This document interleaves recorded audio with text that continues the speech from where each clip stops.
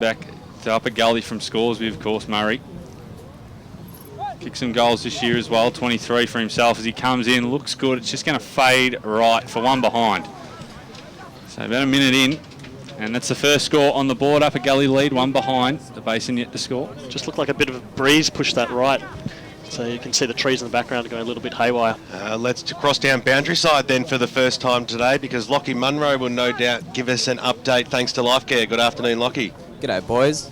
Yeah, the ground's pretty good, Nick. There's a few awkward mud patches around which you could see players possibly slipping over. But there is a mild breeze, but it should die down in a couple of minutes. It's just... Is it across the ground or is it favouring one side? It's going towards Burwood Highway. I don't know for you for how that is, but for the bench today for Upper Ferntree Gully, we've got Andrew Godfrey, Justin Lachlan, Frank DiDonato, Josh Begley, and for the Basin, we've got Craig Christie, Andy Coltria, Mitch Rule, and Dean Macon. Well, Matty Petrarca is coming in for a shot on goal. He's kicked 40 for the year. Can he make it 41? He's also pushed it to the right-hand side. Another minor score on the Bendigo Bank scoreboard. 2 minutes gone. The home side have the lead, 2 behind, and the Basin yet to score. Bit of a scratchy start there from the Basin. A turnover from the kick in. They just need to tighten that up early. So the ball to be brought back in. That's a nice kick into the middle of the ground there, but a strong mark's been taken by Godfrey. Got it away there to Hickleton on the right boot. Kicks the ball inside forward 50. It's about 20 metres out from goal, but getting back Clinton Jones in the long sleeves. Oh, dangerous kick, which was half smothered. Price runs after it, but it hits the behind post, left-hand side, clubroom side, and we'll have a boundary throw in 20 metres out from the upper goals. Yeah, great forward pressure there by the Upper Gully side. That's what they'll need to do, put plenty of pressure on this Basin defence. Pyer brings the ball back in now.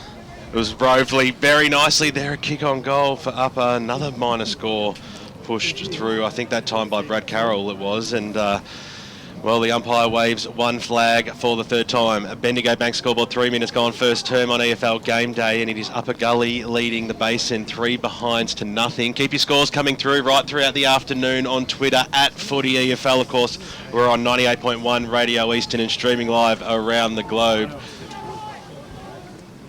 Daniel Price for the Basin to bring it back in. Went straight down the middle last time. He's going to go in short. Finds his man in Lee. Josh Lee in the right back pocket. Ooh, nearly off. Almost played on. Upper Gully have got their numbers to this side of the ground well. He goes long. It's very close to the boundary line. And spoiled out of bounds. Out on the full. Oh, out on the full. So it did slide out on the full. Chad Rogers just about made that call there. Tapscott to bring the ball back in. Long left foot to the top of the square. So now he's going to have to come back. That was a beautiful kick too. Just had to go over the mark, the umpire's saying. Not near the Upper Gully bench. Trainer getting involved. Getting a stat early. Tapscott goes in short. Falls short of his man, Upper Gully. Here's Cardamone. Little hand pass up. Chance for the Basin. Tapscott again intercepted. He's done that a couple of times already. And we'll have another throw in. Just another great pressure act. They're really come to play here, the Upper Gully side so far.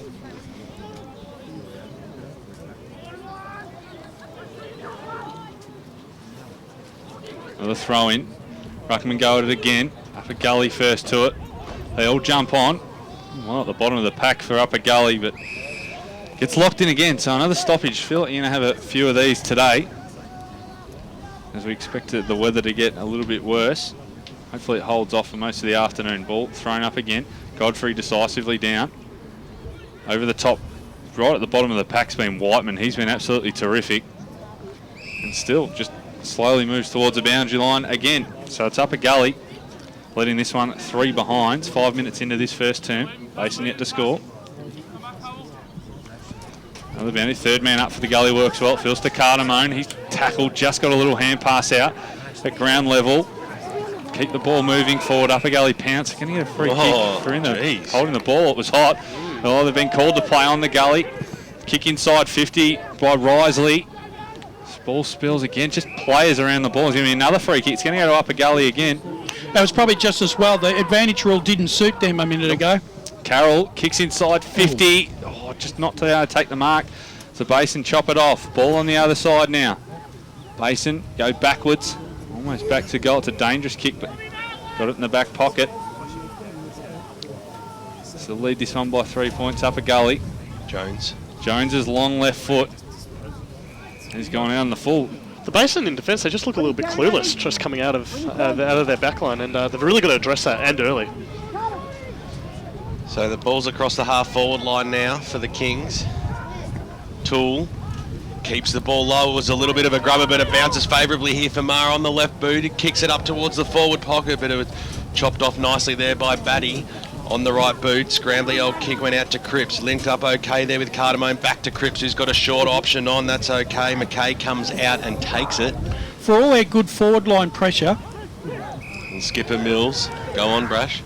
I just think the Upper Gullies they've let themselves down with their disposal into the forward line. Oh, well, Mills's kick was a bit of a letdown. Didonado took the mark, got the handball away to Nelson on the right boot. He's had a few touches early. That's a beautiful kick inside forward 50. Bouncing football now. Handball comes up and now it's Price on the right boot. Bangs it out of that danger zone up towards the half-forward line looking for Finlay. It didn't bounce favourably. Gully got the handball away and now it's Dirksen on the right boot to get a bit of a switch happening here. Begley took the mark and he took off as well. The kick was smothered. Mills came in. He was crunched in a tackle as well. The umpire said play on. Ball scoots out loose. Here's Whiteman. Got the handball away nicely to the big man in Godfrey. Well, I thought he was going to get booted ball, but he got the handball away now. It's in the arms of Calvert, who kicked it up towards the half-forward line. The free kick's being paid to Begley for in the back, and it was there. And there's a penalty as well, BWS. Yeah, a bit of back chat as well, Brash. I think the Basin defender just dropped the ball. He didn't get it straight back, and that's why it's been paid. Yeah, okay. Well, they're hot to trot, the umpires this afternoon. They're on their game, so...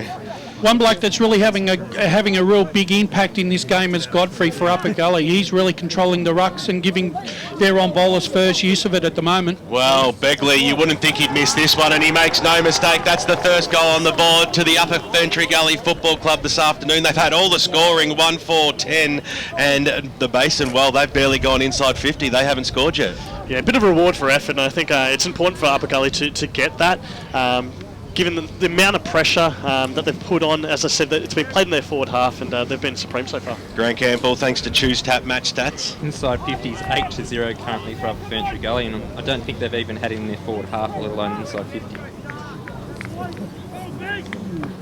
Terrific work from Upper Gully to keep their ball in that forward half, as Soupy just mentioned there.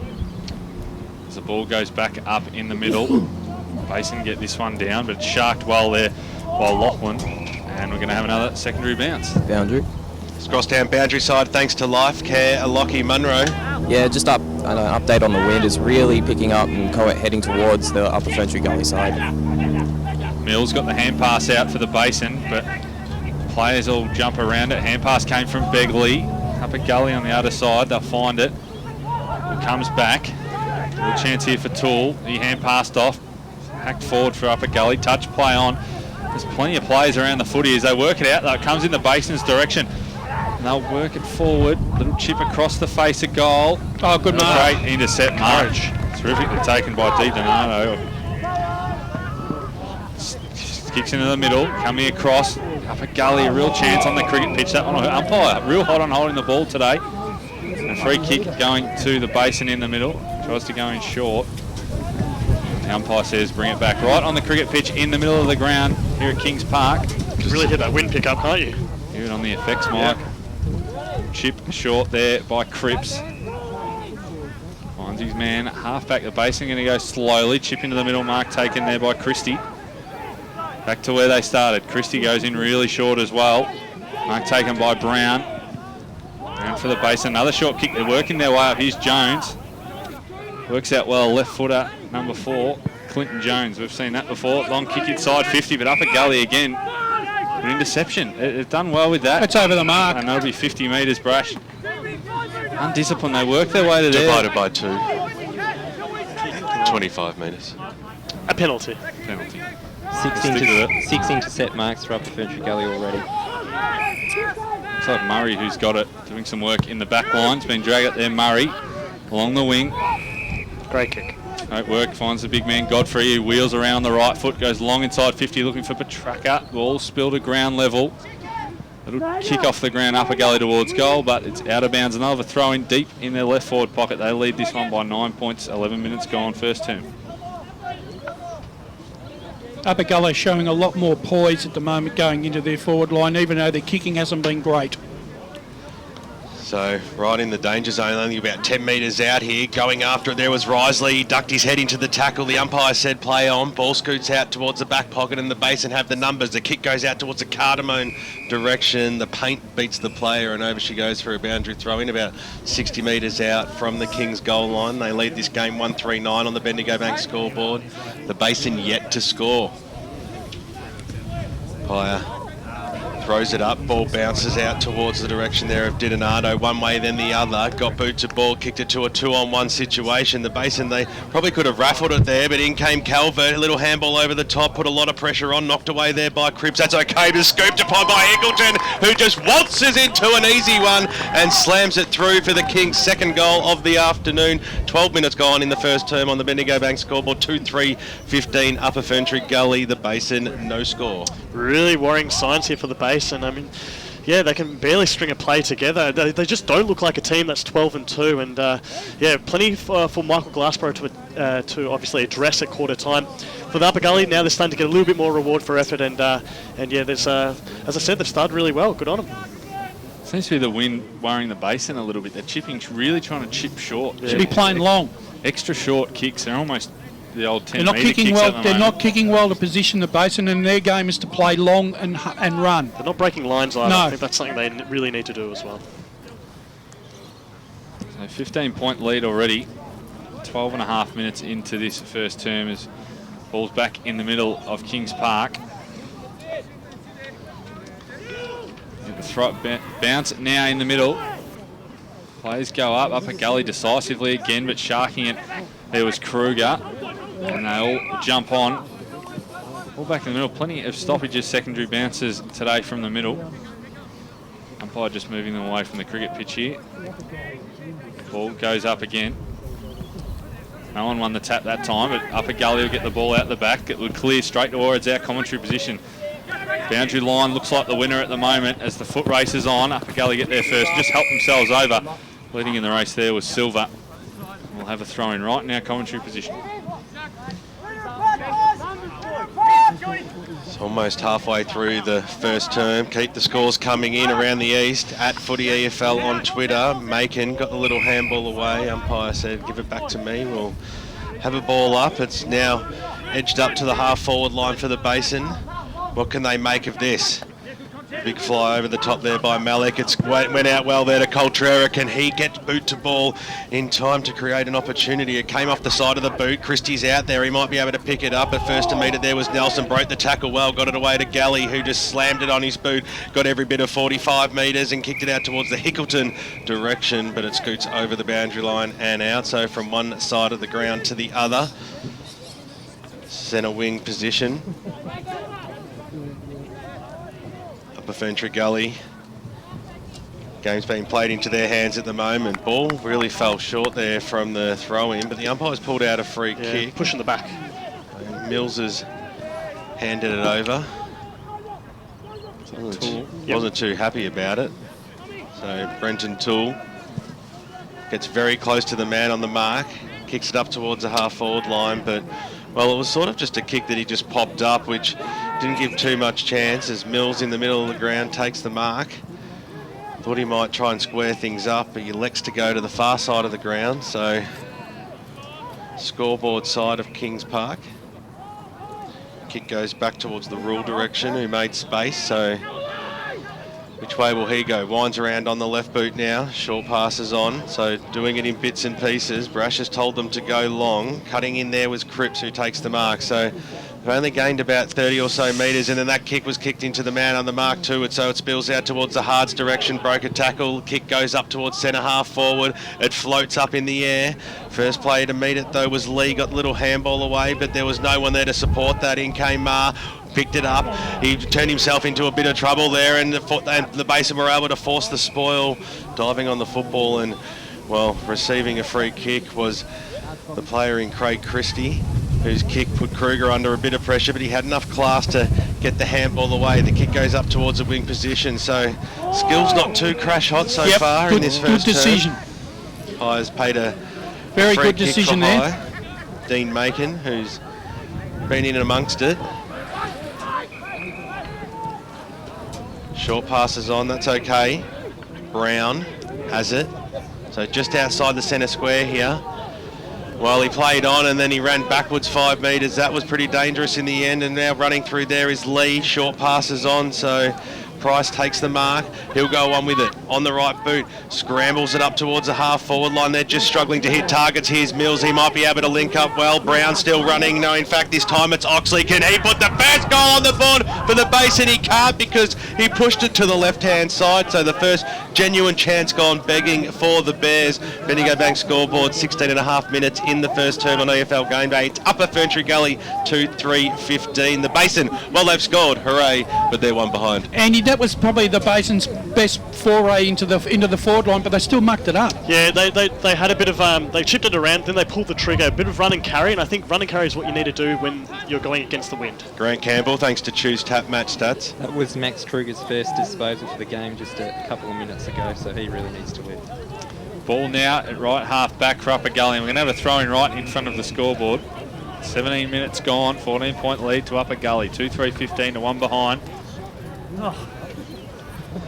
Seemed to all open up really well then for the Basin. They took a risk, and that's what they seem to need to do. It comes down. Players just tackling the boundary umpires. Look like they're struggling on that side of the ground with the throw, and it's really going in one direction. The wind. You can hear it in the effects You mine. can see it in the Oxley shot as Wasn't well. that time perfectly that Yeah. Lovely, helps me out a lot. Wasn't even Brucey playing tricks. The free kick's been picked out. Going out of the way of the Basin, and this time they go longer inside the 50. Looking for Finlay. It was held at the back. Ball comes to the front. Real chance they bomb the ball forward from Coltrera. It's going to run to the square. Tapscott put his teammate under a bit of pressure. Cardamone applies the pressure. Upper Gully kick it out there through Silver. Real opportunity in the back line. Houston kicks in. Oh, dangerous. That's a heavy hit there from McKay. I think it was in the Basin. He's given away 25. That was great composure there by Nick Houston, though. Nick Houston turned around and just on a couple of steps just delivered an inch-perfect pass. Dirksen moves it on quickly. He goes to half forward. He's got a man at the back, and it will work. It's Calvert. He can run onto it, but beaten in the race. Well done there. It was Thompson, and he just paddles it out of bounds. We've got to throw in that left half forward for Upper Gully, and it's good to see the Basin getting a bit of time inside their forward half. They just couldn't keep it inside there. One of the things is with the wind actually throws your game plan right out the window because you've got to push your forwards up because the ball's dropping short. Thrown in again. Tool was in there. Another bounce. Just inside the 50, I think, for Upper Gully. So Batty will go up in the ruck here for the Basin. Try and get it out of this danger zone. Calvert went up as well. Kruger at the fall of ball, knocked on there by Toole, who just wanted the boundary line there, 40 metres or 45 out from the Upper Ferntree Gully goals. Grandstand side. Good crowd out here today for EFL Gameday. Match of the round in Division 3. It's round 15 in the Eastern Football League as you hashtag love it local. Umpire to bring the ball back in now. Calvert had the front spot knocked down. Almost trying to get boot to ball was Tapscott. Handball came out there by Risley. They're trying to create an opportunity here. Scooped upon there by Begley. He's already kicked a goal. What can he do? He kicks it to the forward pocket, but Jaden Brown read the ball nicely and takes the mark. A short kick is on. It's dangerous, but when Mills is the target, he'll usually do something good with it. And this time he brings it out towards the wing position. Now the Basin might have a little bit of a run on here. Oxley led the race. He almost got felled upon, but the umpire said play on. Picked up there. Handball in towards the Kruger direction. Has to break the tackle. Backwards to go forwards. Now the Bears will have to do before the opportunity comes to square it up towards a one-on-one situation. Lee couldn't quite pull the football down. In fact, that was Underhill. And now the King can run away with it. Out towards the members' side on the left boot. The ball goes. That was a good kick in there by Ma. At the fall, the Basin have the numbers. Here is Jones. Had composure. Handball was a bit of a grubber, but it found the target there in Price, who needs to just switch the ball back out to the half-back line. And, well, the Basin fans breathe a little bit of a sigh of relief in the middle of the ground. It was Macon. They linked up okay here as the kick goes towards Batty across the half-forward line. Bouncing football. It's got to do that favourably for him, and it does. Finlay, he was over the back, and he rode shotgun. He got the kick inside 450 and getting down low. Cardamone, well, he almost could have been paid a free kick as well, but he's classy enough to have pulled in the mark. And can he be the first goal kicker for the Basin this afternoon? He'll kick from about 25 metres, but it is a difficult angle angle, but he usually has the answers. He'll have to go inside the right-hand goalpost to get that ball to swing through the goals, I reckon. It's almost a Pancake Parlour Player of the Day sort of mark, that one. It was. Yeah, it's early contender. Yep. Good call, as Cardamone's kicked 25 goals this year. He works the breeze magnificently. He just popped it up and let the wind do the rest. Straight over the goal umpire's head. It goes in the Basin, get the goal that they were after. That's their first on the Bendigo Bank scoreboard, 1-1-7. Trailing by 8 points, Upper Ferntree Gully 2-3-15. Almost 22 minutes gone. Just a bit of local knowledge there, BWS. I knew he was going to do that. Yeah, he just really set it up to perfection there, didn't he? He did. He just let the wind do the talking, and well, it's a goal on the board, and it's those are worth their weight in gold, especially when you're going against the wind. They've steadied a little bit here, the Basin, in the last 2 or 3 minutes. They're just starting to run the ball a little bit better. They're kicking the ball more to position. Godfrey back in the ruck for Upper Gully, but jumping over him beautifully there was Malik. Players, everybody jumps on again. Another secondary bounce, almost in the circle. Ball up again. This time Godfrey wins it down. Toole, little hand pass out the back. They work it out well. The chain of handballs ends up there with Whiteman. Gives it back to Toole, who kicks forward. It's over the back on, falling over for the base. He's a real chance. Running inside 50 for Di Donato, but Must be slippery out there. It's just falling over. Everyone jumping on the footy there. It's almost holding the ball, but it's a rule. What's he paid, in the back or a ball up? He's just played a quick. Ball up. Yeah, it was quick on the whistle. The umpire left half forward.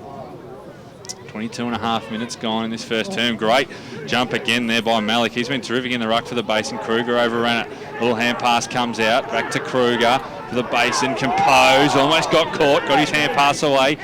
Bad Eyes little hand pass over the top. Great speed shown there. But the Basin will come out. Kruger again. Chain of handballs. They can go forward, the Basin. Long kick inside 50. Cardamone's dangerous if the ball gets to the back. Helping out well with Silver for Upper Gully. Bring the ball back in the middle and they should clear. Kick's not great, but it will find Houston. Good pressure applied by the Basin. Winning the footy beautifully was Malik. He's been terrific, the ruckman. Hand pass over the top to Cripps. Little chip to Cardamone. That was terrific football from the Basin. They didn't give up. That was a 2-on-1. Well done, Malik. He has been brilliant in the ruck, and also at ground level there. This is his goal if it goes through. Cardamone, so dangerous. Yeah, Malik did all the work, and it allowed Cripps to get that pass off to Cardamone. And as I said, if they can come out of this quarter to be, virtually within a kick, that's a great result for the Basin. Cardamone lines this one up. He's in the left forward pocket. He's only 20 metres out by the time he kicks it. About the same as what he was on the other side. Just comes in and works it through, but he's tried to go with the wind, I reckon, there, and just hasn't brought it back. It stayed right. So one behind. Go one for him. Cardamone, and it brings it back to a 7-point ball game. 24 minutes gone. 2-3-15 Upper Gully. 1-2-8 the Basin. Stay tuned shortly for some all-important around-the-ground scores at Footy EFL this afternoon. Let us know what's happening out there. Tapscott on the right boot, drives the ball up towards the half-forward line, a bouncing football in the way of Murray. He needs to be able to trap it, kept it alive on the right boot, kicks the ball inside forward 50. Over the back of the pack there's Carroll. In there though was Calvert. He did well, tried to handball it to Carroll, but the in came with Oxley for the Basin. Quickly coughed it up though. Quick kick by Di Donato over the boundary line and out of bounds on the full. He just copped the old hip and shoulder as he went to get boot to ball. So over she goes. The Basin trail by 7 points here. 1-2-8 plays 2-3-15. Almost 25 minutes gone on the Bendigo Bank scoreboard. So Upper Gully have dominated the first 15 minutes, and the last 10 you'd say is owned by the Basin. Can they get their noses in front? And the kick was intended for Oxley, but it was chopped up there by Houston for the Kings. He drives the ball in towards the Petrarca direction. Couldn't quite pull the ball down, and the umpire will come in to bounce it about 40 metres out from goal. Upper Gully have had so many chances in their inside 50. They just haven't been able to put it on the board. Hopefully it doesn't come back to haunt them. High throws the ball up. Calvert's in there. Scoots it out. Little toe poke there by Cripps. Released the football out. That was okay. Cripps, the other one, picked it up and handball was that was smothered, so the opportunity now comes alive there for Petrarca, who has a hot shot on the goals. He was tugged up right on the boundary line, and now the Basin through Price might be able to get themselves out of trouble here. They've stuffed around with it a little bit here. Dangerous times here. It comes out for the Kings out towards the Houston direction, coming in very hard over the top and winning a free kick, but it doesn't matter. Cardamom wanted to go on with it, but it's quarter time out here at Kings Park, and it's the upper Ferntree. Sorry? Could he have a shot with a win? No. Well, you wanted to see one of those Malcolm Blight type. Anyway, let's go through the scores. 2-3-15, the Upper Ferntree Gully Football Club and the Basin 1-2-8 at quarter time. Goals to Tate Hickelson and Josh Begley for the Kings. Michael Cardamone kicked the last goal of the term about 5 minutes ago. Hope you're enjoying the broadcast on 98.1 Radio Eastern and streaming live around the globe on efl.org.au, at Footy EFL on Twitter. Let us know what's happening as you hashtag Love It Local this afternoon. We'll go back to Barry Cox in the Radio Eastern studios, then we'll go around the grounds thanks to the local burger company with Dyson Baker right after this to keep you up to date with what's happening out in the greatest competition of all, the Eastern Football League.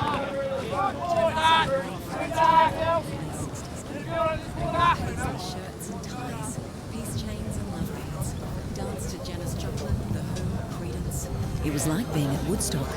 It was exactly how Jenny wanted her send-off to be. Tobin Brothers Funerals, there are no rules. Our motto is, if it's legal, it's possible. So if you'd like to relive the past a little, Tobin Brothers Funerals will help you do it. Visit tobinbrothers.com.au. Tobin Brothers Funerals, celebrating lives. Program sponsor. Hey man, yeah, it's crunch time. Is it? Footy speak? No man, it's crunch time at Pancake Parlour with the salted caramel crunch. Yeah, house-made warm salted caramel sauce and roasted almonds on 2 buttermilk pancakes topped with vanilla ice cream. Yeah man, it's crunch time at the G and then it's crunch time at Pancake Parlour. So this is footy speak then. I'm just saying man, like the salted caramel crunch would be great to have after a day at the footy. Pancake Parlour open 24 hours, High Point, Malvern and Doncaster East. Lovely. Program sponsor. 21-3 Radio Eastern 98.1 EFL Gameday, a big game this afternoon out there at Kings Park. We'll return for the second quarter in just a moment, but Barry Cox here in the studio. Time to take a check of AFL scores of games being played this afternoon. And firstly, the game up there at Manuka Oval in Canberra this afternoon is between GWS and Geelong. It's at quarter time. It was Geelong 3-6-24 leading GWS 1-1-7. It's currently the 17-minute mark of the second quarter. It's Geelong 5-9-39 leading GWS 1-8. Goal kickers for the Cats. Hawkins so far has kicked 3, Motlop 2, possessions Motlop 19, Selwood 17 and Bartel 15. Goal kicker for Greater Western Sydney Green has 1, possessions Shaw 13, Trelaw 13 and Coniglio 11. And the other game this afternoon is being played over in Adelaide. The Adelaide Oval is between Adelaide and Gold Coast, and it's the 27-minute mark of the first quarter, and it's Adelaide 4-1-25 leading Gold Coast 3-1-19. For the Crows, Cameron has kicked 2, 1 each to Sloan and Walker. Dangerfield 10 possessions, as well as Thompson 10 and Laird 8. And for Gold Coast, Dixon has kicked 2 goals, Lynch 1, Harvey Bennell 9 possessions, Hall 6 and Malcheski 5. And the other game played at the MCG this afternoon is the Twilight game beginning at 4:35pm. That'll be between Richmond and Fremantle, and that'll be getting underway at 4:35pm. We'll be back with more in just a moment. This is EFL Game Day, Radio Eastern 98.1. Okay, boys, it's time we got ourselves a big advantage this weekend. I'm not going to tank, Coach. No, who said anything about tanking? It's what you'll save in the tank. I want you all to go out and get a Breeze tag. Use Eastlink. You'll be at the ground faster and fresher, and you'll save fuel too. Get a Breeze tag and use Eastlink, the quickest way to get around Melbourne's East. Arrive fresher, play better. Eastlink, it's time better spent. Program sponsor. EFL mobile web app. Own a smartphone and love the EFL? Then the EFL mobile web app is a must for you. Go to m.efl.org.au to access fixtures, results and ladders for all EFL grades. You can also receive live around the ground scores every Saturday afternoon from the palm of your hand and contribute to the mighty EFL forum while you're online. Download the EFL mobile web app to go live and local for your footy, right from the palm of your hand. EFL.org.au is a must-visit for the die-hard Eastern Football League fan. In our news section, check out the latest news, feature articles and video programs, including the Inside Football Friday preview. Have your say in the EFL poll. Check out all the latest EFL videos. Best of all, you can listen back to any EFL radio program at any time. To go live and local for your footy, head to EFL.org.au. EFL Saturday Game Day continues. Let's head back and go local for your footy. Welcome back to Kings Park, and on a windy, cold July afternoon, it's currently up at Ferntree Gully, 2-3-15 leading the Basin, 1-8 Grant Campbell with all the Choose Tap match stats. In the first quarter, the Basin had 15 hitouts to 7. Clearances were tight, 8-7 in the way of the Basin. Contested possessions were won by Upper Gully, 35-29. We'll cross... The Basin dominating uncontested ball, 64-32. Sorry to cut you off, Brent. We're just going to have to cross down boundary side with Lockie, who's got the coach of the Basin Football Club, Michael Glassborough. Yeah, I'm here with Michael Glassborough. After such a slow quarter, what was your main message to the boys to take control of this game? Just got to make sure now with a win that we go a little bit more direct and get it in deep, and just make them defend, and when it gets in there, just take our chances. And speaking of the win, do you really feel that this is having a major effect on the game in terms of getting forward and kicking goals and stuff? I think it's definitely out there, so we'll see how we go this quarter. Until both sides play, we don't really know how strong it is, so we'll have more idea at half time. At the moment, it looks like it's definitely effective, so that's good. Right, no worries, thank you. Great work from Lockie Munro, grabbing the coach of the Basin Football Club. Might cross back to you, Aaron Kirkby-Rodier, to get us underway for the second term. Ball back in the middle, Godfrey and that man Malik again. A little handball by Bad Eyes. The Basin goes streaming forward and can't run out in the lead, couldn't mark. Here's Dirksen, little hand pass back for Upper Gully to Tapscott on his left foot as he swings around, kicks it out to the wing. That's all the Basin. They've got it. Mark taking hits to Michael Thompson as he goes inside 50. He just couldn't find his man Kruger at ground level. A chain of handballs ends up with Malik. He's been terrific in the ruck. Little hand pass sideways. Coltrera's little snap around the body, the top of the square. Almost a terrific mark. Gonna be a free kick for a high tackle, and Upper Gully get the ball on their own half back line. Couple of around the ground scores. North Ringwood lead Noble Park by 16 points. In Division 2, Croydon by 39 points over Wannie South. Doncaster East and Mulgrave all tied up. Murrelbach lead Waverley Blues by 8 points. In Division 3, it's a 26-point lead to Heathmont over Churnside Park. Templestowe 15-point leaders over Boronia. And in Division 4, Donvale lead by 36 points over Coldstream. And Ferntree Gully lead by 9 points over the Waverley Hawks. Well, Upper Gully had worked all their way forward and they were on, and then a really interesting sort of kick went sideways and they turned it over, and Cripps the other way now for the Basin in so much space. He drilled inside 50. Umpires paid the mark. I thought that one was one of those cricket ones, Brash, where you look at the replay and I think it's Finlay who's marked out on the lead. Yeah, I reckon he got all his Christmas presents there at once, Aaron Finlay. Taking a terrific. If it was a mark, it was certainly a terrific one. Yeah, it's the old Christmas in July. It's come early for Aaron Finlay there. You definitely think that one's hit the ground there, Brush. Oh yeah. The crowd was all a little bit surprised. I was stunned. Finlay now comes in. He's going to kick for this one for about 40. Uses the wind perfectly. Lovely kick. Aaron Finlay, first of the second term, goes for the Basin, and they are within a point.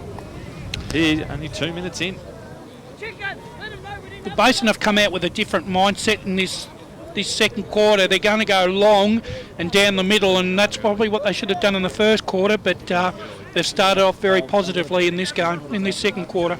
Well, the Gully were away then, and then it was an interesting kick at half forward that just came off the side of the boot and went backwards almost with the wind. And that's what happens as turnovers kill you. Upper Gully really should have scored from that one, so have another bounce back in the middle.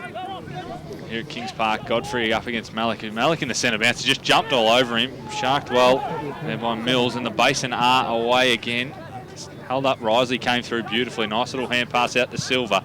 Silver on that left foot, kicks to half forward. Leading the race is Calvert, but doing well there for the Basin was Oxley. He was claimed. Players all jump on centre wing.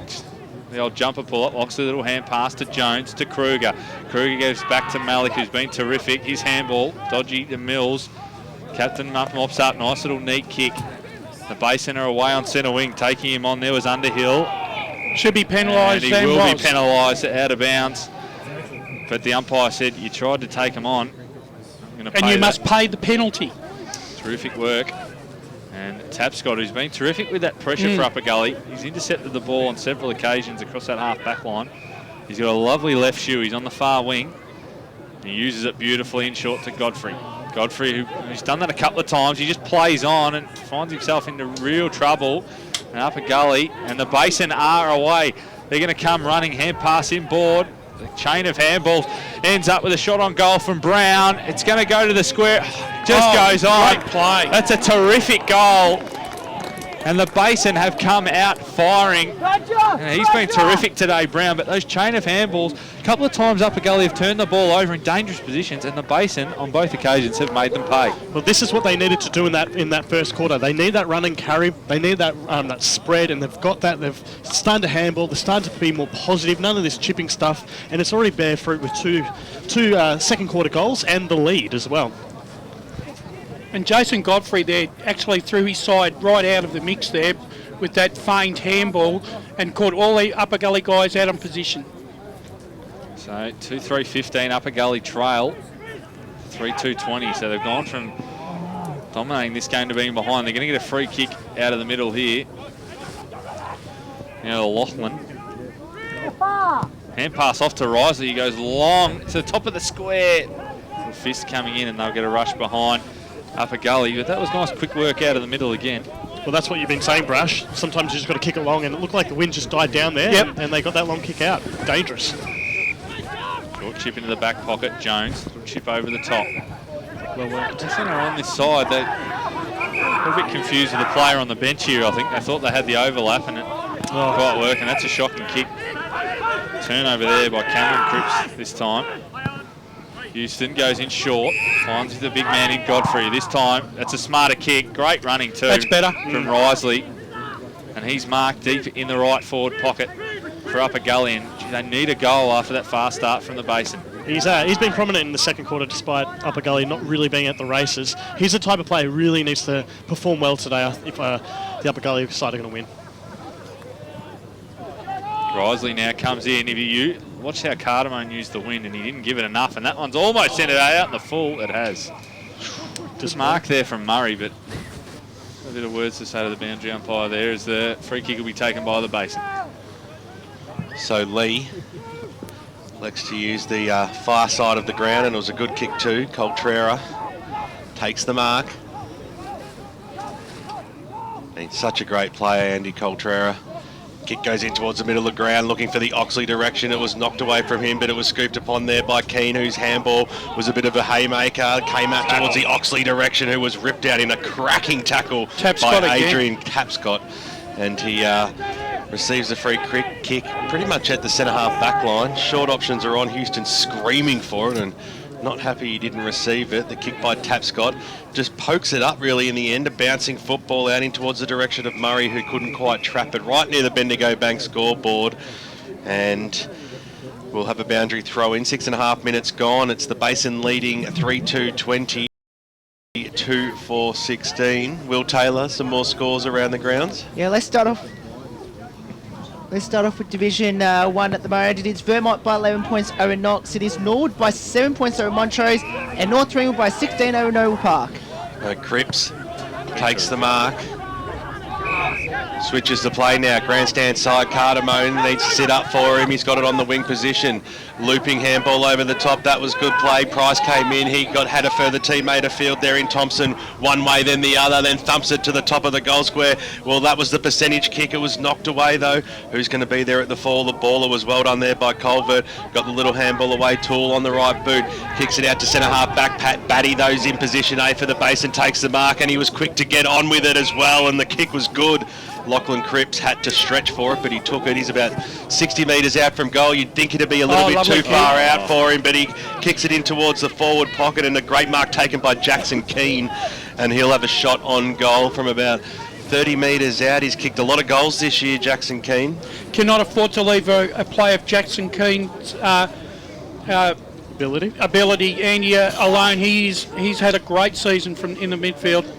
Actually had a few touches already today, Ken. Yeah, keeps the ball low, keeps the ball straight. That's a beautiful kick off the boot, and the Basin extend their lead on the Bendigo Bank scoreboard at the 8-minute mark in the second term. 4-2-26. Now they lead by 10 points, 2-4-16, Upper Ferntree Gully. It's funny what the breeze does. It just gives you that confidence to, just be positive in your play, and it's just a new brand of football. It's the type of football that has breeded a 12-2 win-loss ratio, and they're looking great guns. They have to stand firm here now, Upper Gully, Andy, because the floodgates could open very quickly. Yeah, this is dangerous. Ball back in the middle. 9 minutes gone already in this term, and again, Malik's been terrific, and they go out of the middle through Mills. Kick off the side of the boot, worked in the end. Coltrera swings on that left shoe. Not a great kick, but it's just a chaos ball to the top of the square. Ball spills out the back. Pressure. Cardamone's going to get a free kick. He is. High tackle. No, it was there, I thought. Did the old... just drop a little bit weaker at the knees, but earned himself a free kick. And 50, or 25. Bit of a back chat, I think. It's just a little bit of words, and Cardamone is going to kick his second. And this is worrying now for Upper Gully after a terrific first term. Halfway through this second one, it's going to blown out to 3 goals the other way as Cardamone kicks his second. Well, Brash, you said that it's a pivotal time for Upper Gully just to be steadfast and hold firm, and acts of indiscipline of that nature is just the last thing you want. No, and obviously now with a 4 goal start in the first 10 minutes, the signs are ominous here.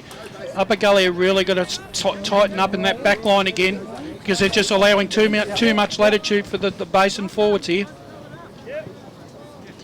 Hope you're enjoying the broadcast on 98.1 Radio Eastern and streaming live on efl.org.au around the globe. Will Taylor with some more scores, thanks to the local burger company. In Division 2, it is Croydon leading by 39 points over one Turner South. It is Donny East and Mulgrave all tied up at 20 apiece. East Belwood leading Doncaster by 2 points. Scoresby leading Bayswater by 17 points. And Mooroolbark leading Waverley Blues by 8. Lachlan got it out to Toole, who kicked it up towards the half-forward line. Marr got a little push in the back. He poked it up towards the half-forward line, looking for Murray, but over she goes. It was touched off the boot, so did go out of bounds on the full, but it was touched, so boundary throw in, 50 metres out from the Kings goal line. They'll be looking to reduce the 16-point margin back to 10 points in the next minute or so. Here's their chance, Godfrey. He'll go up in the ruck against Malik. Malik got the knockdown that time, Soupy. A lot of players around this football and quick to see a restart. 40 metres out from goal. Far side of Kings Park, the sun is shining. Get down here. Division 3 football at its best. Godfrey gave a little bit of a shove in the ruck, and Malik is the recipient of that obvious free kick. And well, he looks grandstand side. Thought he might have actually done that then. Got the little handball away. That was okay. In came Christie backwards to go forwards. He put Lee under a fair old bit of pressure, and ball hits the boundary line and out of bounds. Good play there by Brad Carroll to force that spoil. 50 metres out from the Kings goal line.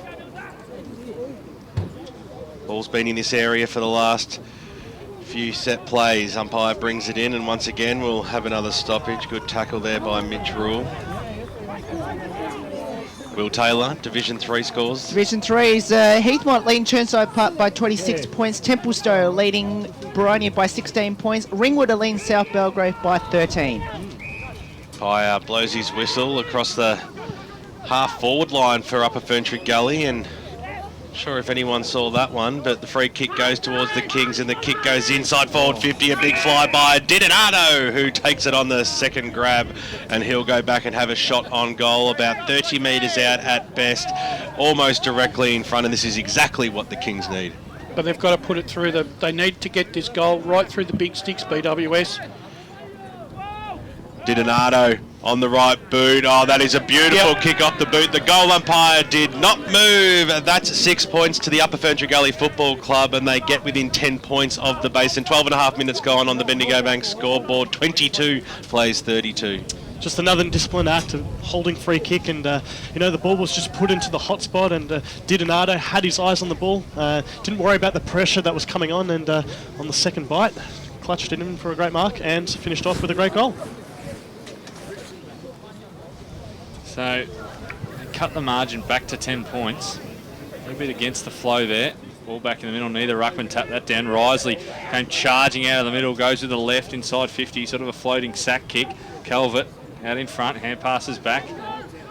No one in particular.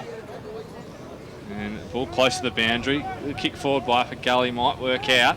They all sort of switched off. Ball at the back, Mills for the Basin, hand pass to Jones.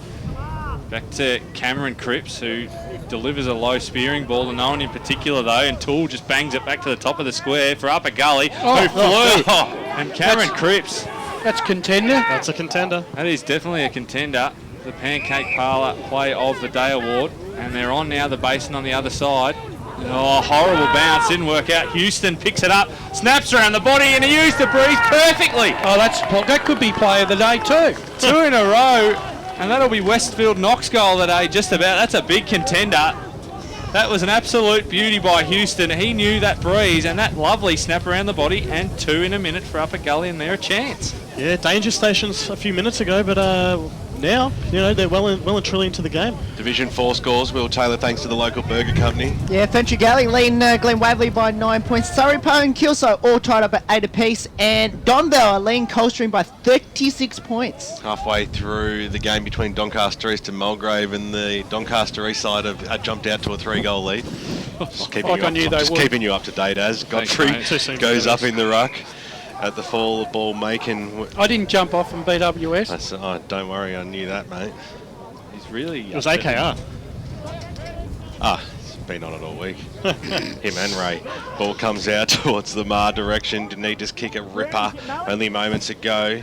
Five says play on. That was good play. Kruger got the handball away, linked up well with Underhill on the right boot. Has to be a good kick inside forward 50. Smith dropped what he probably should have taken, but the umpire said, well, you got a bit of a shove, so I'm going to reward you with a free kick, Matty. And he'll go back from about 60 metres out. I think he'll be too far out to score. Lex just to pop it up in the, well, sort of into no man's land in the end, and a strong mark has been taken by Silver. Clearing football now, floats out towards the half-back line, bouncing football out towards the Calvert direction, right on his hammer, Clint Jones. And over she goes for a boundary throw-in, about 75 metres out from the Basin goal line. Upper Ferntree Gully, 2 goals in a matter of minutes to get themselves right back in this contest, only 4 points behind the Basin on the Bendigo Bank scoreboard. Toole went in after it, stolen that time there by Make and got the handball away to Kruger. They're doing it by hand at the moment. Thompson spilled it, little handball backwards. Nicely chopped off there by Didonado. Mills goes in there as well to lay a tackle, and the umpire says, give it back to me. We need to spread this one out. Jones is just laconical, isn't he? Yeah, he just seems to like he's got all the time in the world. Yeah, a little bit Scott Pendlebury-like, just always casual and just knows he's got the time. Del Santo. Umpire throws it up. Once again, I reckon the Basin have gone back into their shell. There's this handballing and short kicking, which didn't serve them well in the first quarter. They've gone back to it, and it's hurt them. Throws it up. Godfrey versus Batty. Comes out towards Kruger. Broke the tackle. Had to use his opposite boot. Bouncing football up towards the half-forward line. The ball picked up there by Keane. He was quickly met, and the umpire says, give it back. We'll have another bounce. Grant Campbell, thanks to Choose Tab. What are some of the stats that matter, mate? Uncontested possessions, 35-13 this quarter in favour of the Basin. Kruger, he's wrapping up a few possessions now. Soupy kicks it up towards the Jones direction, dived on the football right on his hammer. Ryan Silver, and the umpire says, well, once again, throw it up, but it's time it's edging closer and closer for the Basin Football Club. 6 disposals this quarter for Kruger. High throws it up, Godfrey with the left hand, got the handball out. Dirksen, well, that was dropped off nicely there by Coltrera. Just got it away in time there. Smith couldn't trap the football. There's a lot of players around this football. And then it's picked up here on the right boot there by Carroll in towards the middle of the ground. The kick had to be okay, and it was. Now the Kings can switch the play here if the kick goes favourably, which it does, and the mark's been taken by Whiteman. The right boot. Kicks it up towards a wing position. Oh, that was an absolute beauty of a kick, and a good lead too by Tom Maher. Will wind around on the left boot now. We spoke of 2 good kicks. That was an absolute shocker as he kicks it up towards the Petrarca area on the right boot. Well, that's almost deliberate, isn't it? He had no option. He kicked it towards the boundary line, but it actually eventually stayed alive. This might work out okay for them. And the ball eventually goes over right forward pocket out here. Upper Ferntree Gully's end, trailing by 4 points. 18 minutes gone. Petrarca will say he meant that, just to keep it in, just to put the pressure on the Basin defence. That's it, as the umpire throws it in. Nicely read there by Macon. Came out towards Christie. Got the handball to Kruger. Back to Price. Backwards to go forwards. Jones on the left boot. Dumps it out towards the wing position. Over the top there of Thompson's head. It bounces straight into the arms though of Silver, who got pinged. He dropped the football. You heard the crowd screaming for a good tackle there by Jaden Brown, and then not throwing the ball back properly again. They are right on the hammer. Michael Thompson will got the switch on. No one's on the man of the mark either. He could really go on with it here instead. Now there is. Use the middle of the ground, square things up. It's not the worst option in the world. I thought it was going to get chopped off then. It was Underhill that took it. Thompson takes the mark in the middle of the park here. Switches the ball up. Brown, almost a true centre-half forward. That's better. On the right boot, kicks it to the hot spot. There's a big pack forming, a big fly by Batty over the back, but it was taken by, I think it was Carroll that took that mark, got the mark, kick out, mark taken by Ma, who gave away a hospital handball. The umpire said, well, that's holding the ball. Cripps on the right boot, got it away. That time there was Brown inside forward 50. They go stolen. That time there by Tapscott got the handball away, which was okay. Kick up towards the wing position where Culvert trapped the ball well. He's having a very good game, Culvert. Yes. Got the handball away to Murray. He couldn't win the football. Now it's in the arms of Kruger in the middle of the ground. Has to keep the ball lower. Slips catch almost taken there by McKay. He couldn't pull it down, and now the Kings might be able to get themselves out of this danger as Hickleton got his arms chopped, and the umpire said free kick Kings, centre half back. They'll go on with it here up at Gully. Kick to the other side, leading in the race there was Whiteman. He'll pick it up. Use his left foot just in front of the scoreboard. It's going to float, and in front was Thompson for the Basin. He's marked. Sorry, I didn't realise your lunch had been brought in. Little sound effects there from yourself, eh? So that's definitely not him. Ball is out of bounds. Just giggling to myself. Scoreboard, Godfrey. It's Batty. Batty give that one, but Upper Gully shark it. Ball into the middle. Whiteman putting his head over it for Upper Gully. Spills out the back. Little hand pass over the top, and here go Upper Gully. Real chance. Little hand pass came out there by Ma. Kick inside 50 by Whiteman to the top. Coming out, bang! That was a big collision. And Cripps has gone down for the Basin. Come out the back, sock off the ground by Petrarca. What's going on here? What's the... Might have been touched, maybe? What's going on? I reckon, is it a... It's a goal. It's a sausage roll. And that's another Westfield Knox goal of the day contender. At that end of the ground, we've had about 3 of them. And it's Petrarca. He has his... I think that's his second for the day now. First for Petrarca. He missed early on in the day. And Upper Gully, they lead by 2 points. So after a shocking start to the quarter, Andy. Yeah, they've really turned things around, and this game has really lifted a cog as well. I think for the neutral, it's what we wanted to see. Nice close game, and well, you really can't pick a winner at the moment. No, and it's only 21 minutes gone. Keep the scores coming through at Footy EFL on Twitter as we almost reach half-time across the eastern suburbs. Batty went after it again. Scoots out wide. Now the Basin can go forward here. Risley on the right boot over the back. There might have been a bit of a push there. Umpire saw it, and it'll be a free kick. The last line of defence for Cameron Cripps from the Basin.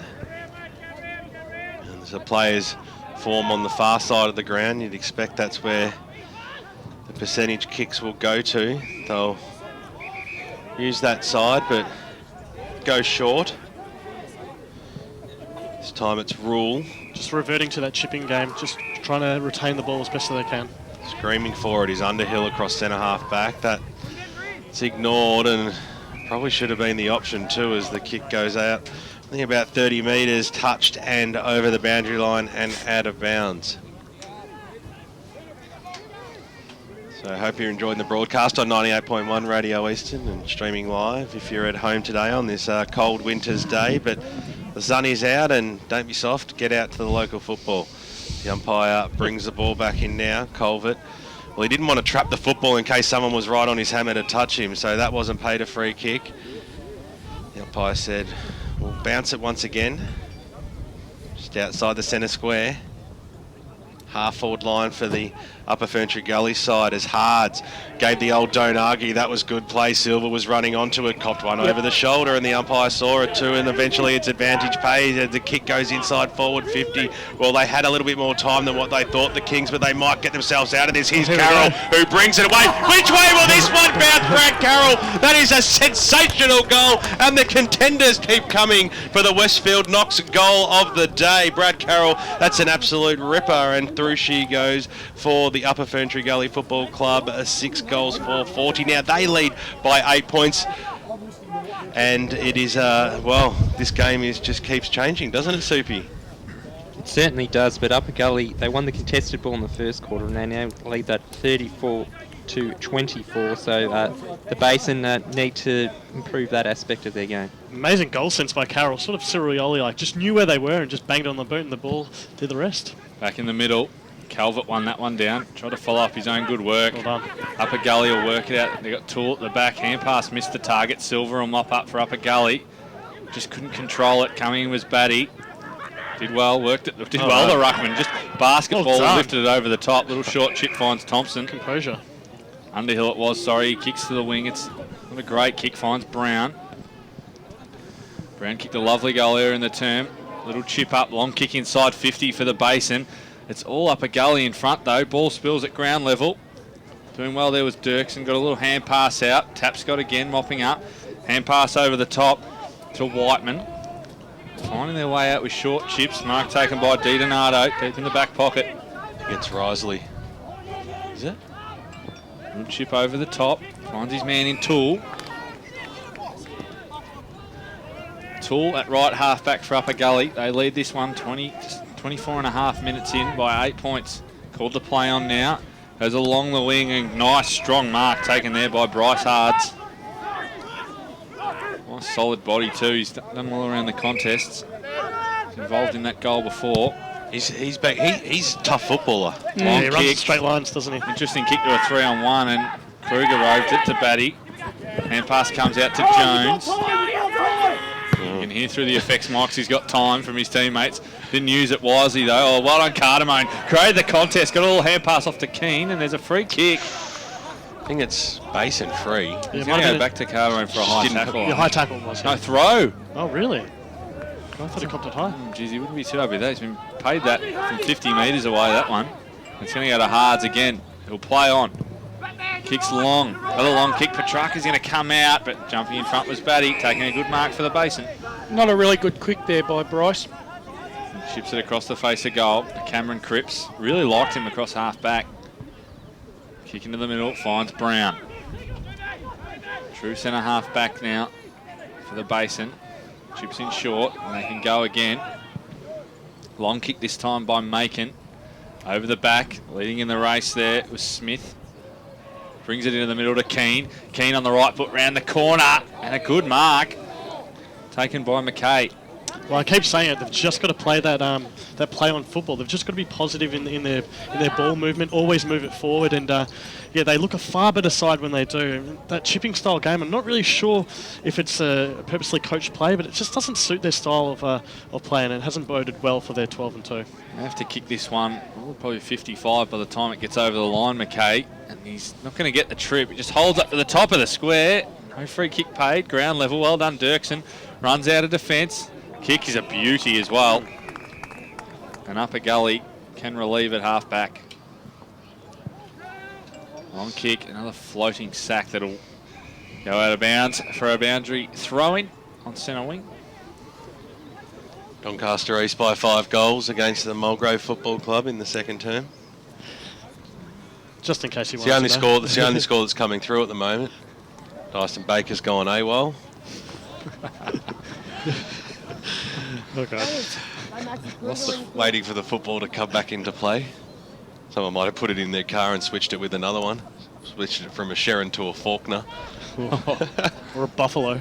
The good old days as the umpire throws the ball in now. Godfrey got it down. Tool was in there. Tried to release the handball. Brought to ground Macon with one arm. That was...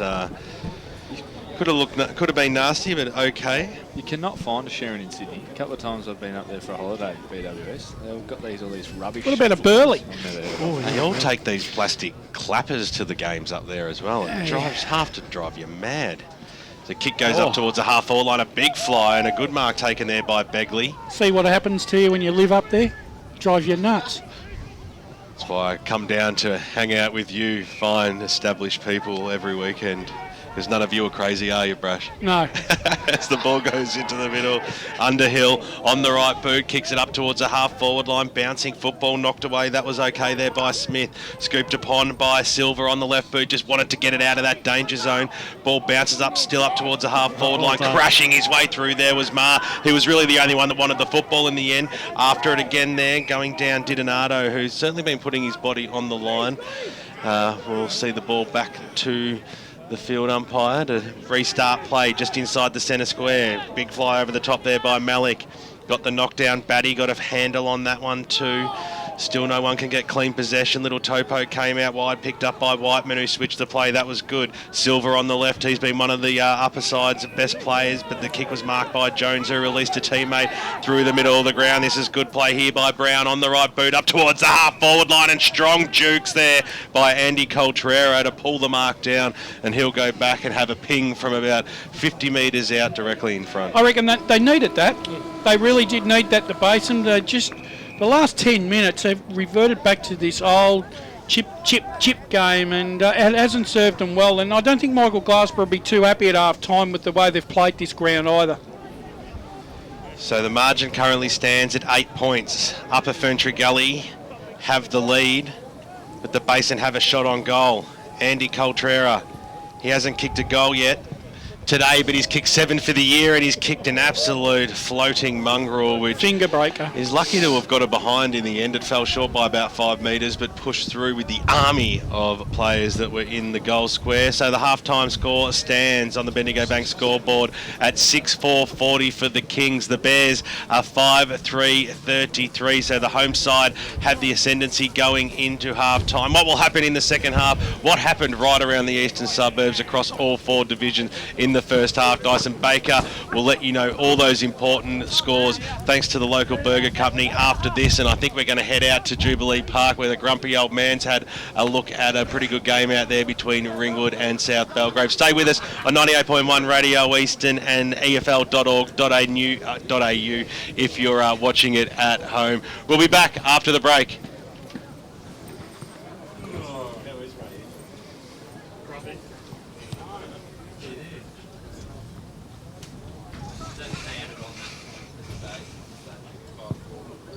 Too sure if if it touches the hand of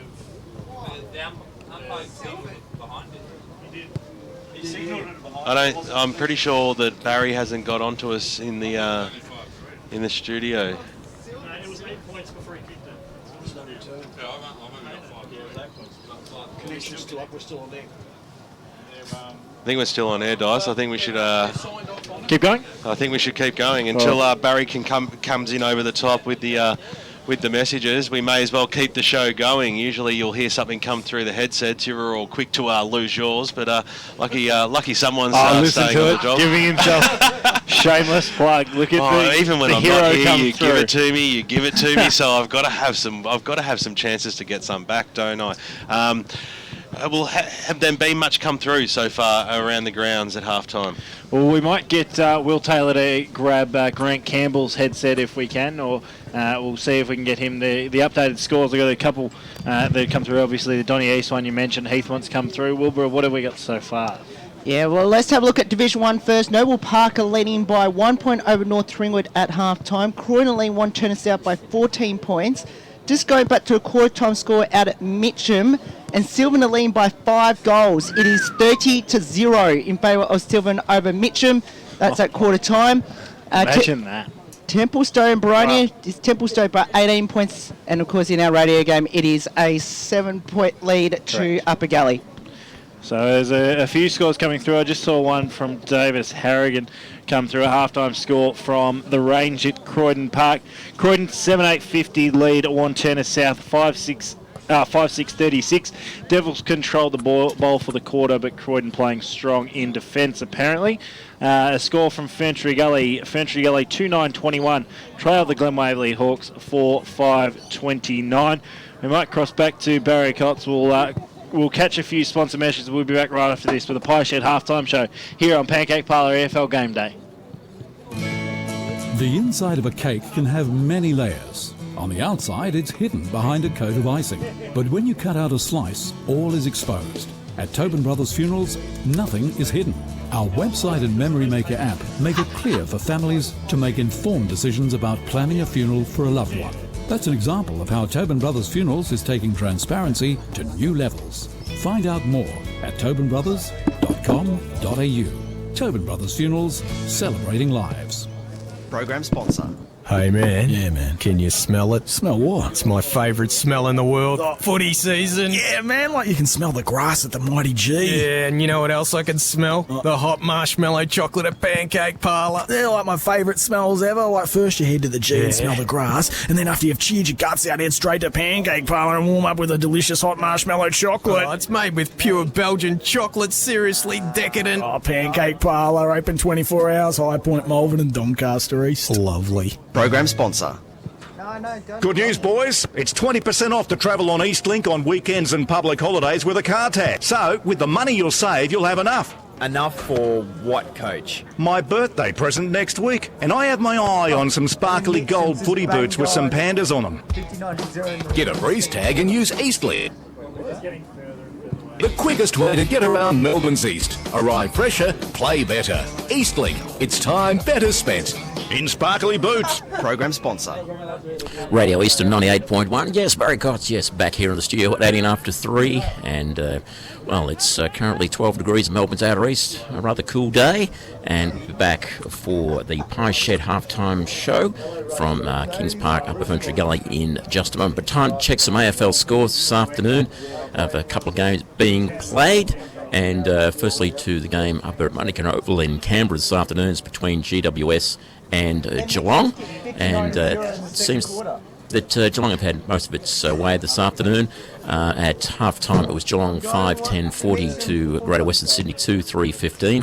It's currently the 10-minute mark of the third quarter, and scores are still the same. Geelong 5-10-40 leading GWS 2-4-6.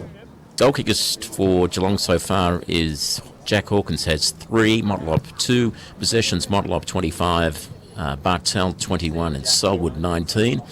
For Greater Western Sydney, Green and Tomlinson have kicked 1 each. Possessions, Shaw 19, Trelaw 18 and Coniglio 16. So a 14-point lead to Geelong going through to the halfway mark of the third quarter.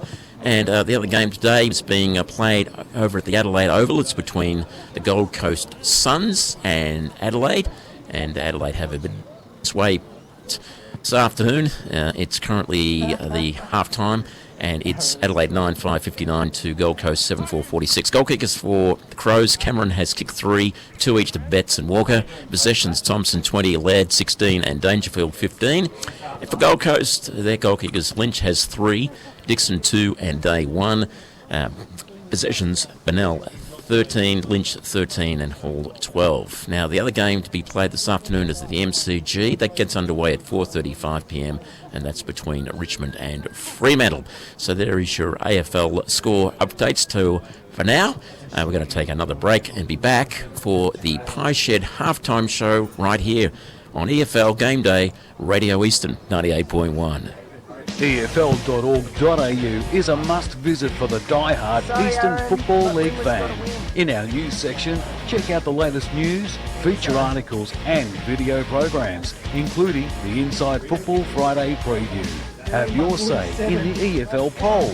Check out all the latest EFL videos. Best of all, you can listen back to any EFL radio program at any time.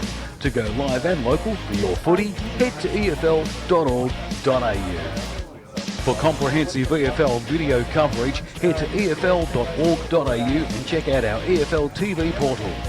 Don't miss The Agenda every week for all the latest news from right around the Eastern Football League. And you can get involved by voting for your favourite EFL Play of the Week.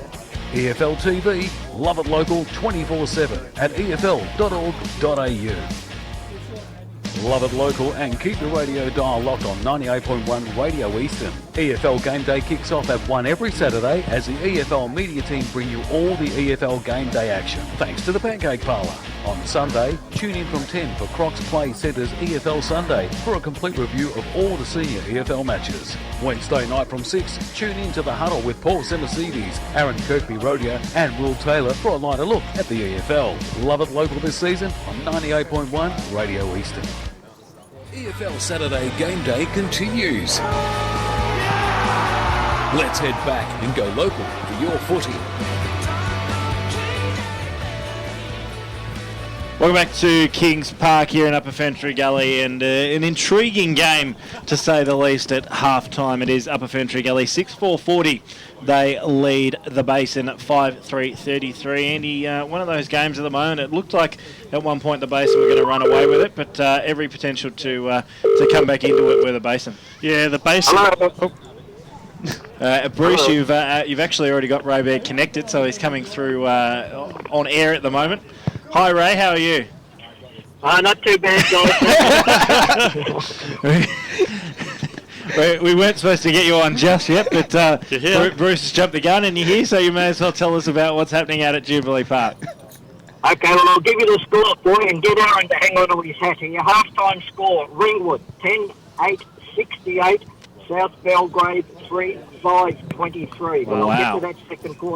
I'll get to that second quarter in a minute, boys. Look, the game started off, and Josh Dyson was a late withdrawal for the South Belgrade side. He didn't come up, but when the game started, South Belgrade were the first ones in to attack, and they were prepared to go straight down the middle, kicking with the wind, and they had their chances in that first quarter, and probably at the end of the quarter it was a quarter of wasted opportunities. But look, I have to talk about Trent Farmer. This guy is a superstar. He kicked the first goal for Ringwood, and he had a hand in the second goal. And mate, he is so good on the in the air. He's so good on the ground, and his skills are equal to anybody in First Division. He is a superstar.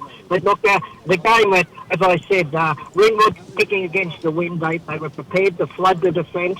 They tipped the ball around. They played to the conditions beautifully. And South Belgrade, I don't know how many uncontested marks Ringwood took in that back 50, because South Belgrade, they just bombed the ball down there and there was no one to take them. And at quarter time, Ringwood had kicked 4 goals 5 to South Belgrade 2 goals 4, and went into the break with a 13-point lead, Ringwood. Hayden Stanton was not at all happy. I agree with everything he said. His players were not prepared to run and work hard enough on the bigger Ringwood ground. They have to lower their eyes, look for targets when they were going forward, and he said otherwise we're going to be facing a huge deficit at half-time. And that's exactly what happened, because in the second quarter, Ringwood kicked 6 goals 3 and South Belgrade kicked 1 goal 1, and that goal came very late in the second quarter. But look, Ringwood, they were harder at the ball. South Belgrade were giving away stupid free kicks. South Belgrade looked slow and lethargic. They missed targets. They weren't hard enough at the ball, and Ringwood, they just got up and running, and look, they kicked 3 of their 6 goals from outside the 50-metre mark. They really know how to use the wind here at Jubilee Park, and at the moment, I cannot see South Belgrade getting back into this game. It's going to be a huge win, a huge margin for Ringwood come the end of the day. Ray, is this almost the South Belgrade we saw probably sort of 8 weeks ago before we got into this run, where there's just a few too many passengers? I think they're worse today than the day I saw them out at Bologna. They're just not committed. They don't look switched on. They're kicking the ball against the wind too high, giving the defenders from the Ringwood side time to get over and punch the ball away from them. Look, I can only name one good player for South Belgrade, and that'd be Anthony Bernardo. He's playing in a half-forward flank. He's tried hard. He's the only player I can name as a good player, whereas I can name 22 good players for Ringwood. They're just all over them. So Ringwood to continue their form through the second half? I can't see why not. I can't see why not, because South Belgrade, they just look so lethargic. The only reason I can put it down to is they are playing in those shocking GWS alternate strips today, and that's the only reason I can put it down. Maybe the real South Belgrave side that we've seen over the last 3 weeks or so hasn't turned up today, because they're certainly not here to play. Exactly right. Well, enjoy the second half, and hopefully, for the sake of close competition, that South Belgrave can peg it back during the second half. But good to see Ringwood putting up a hell of a fight out at Jubilee Park. Well, I think it's going to be, I'm predicting a huge win, 10-12 goal win to Ringwood without a doubt, the way it's been going so far. There you go. It's going to be one of those days right across the Eastern Football League. Plenty of results just going AWOL at the moment. Currently, I just saw a result come through that Scoresby lead 7-6-48. They lead by 11 points over Bayswater. Bayswater 5-7-37.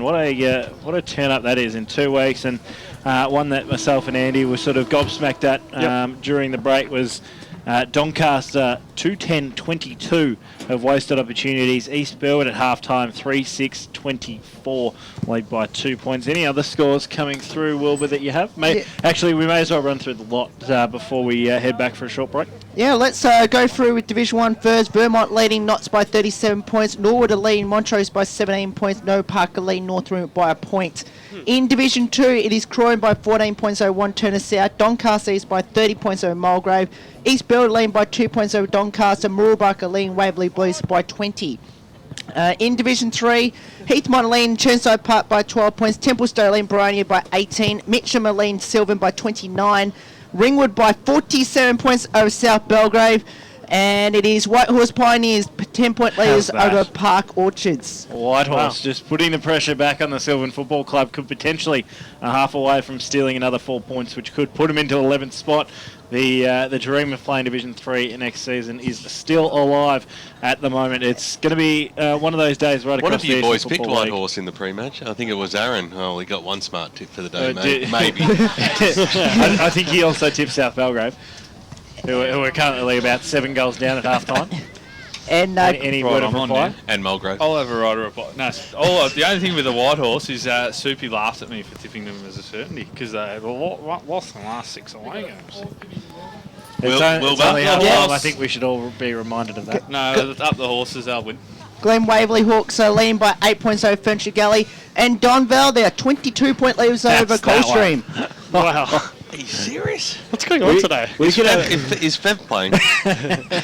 We could have one of those days. I mean, this is the way that last week was shaping up at halftime. We were reading through the results that were coming through, and you thought that, Nuttawading was up, Surrey Park was up, Scoresby was up at halftime.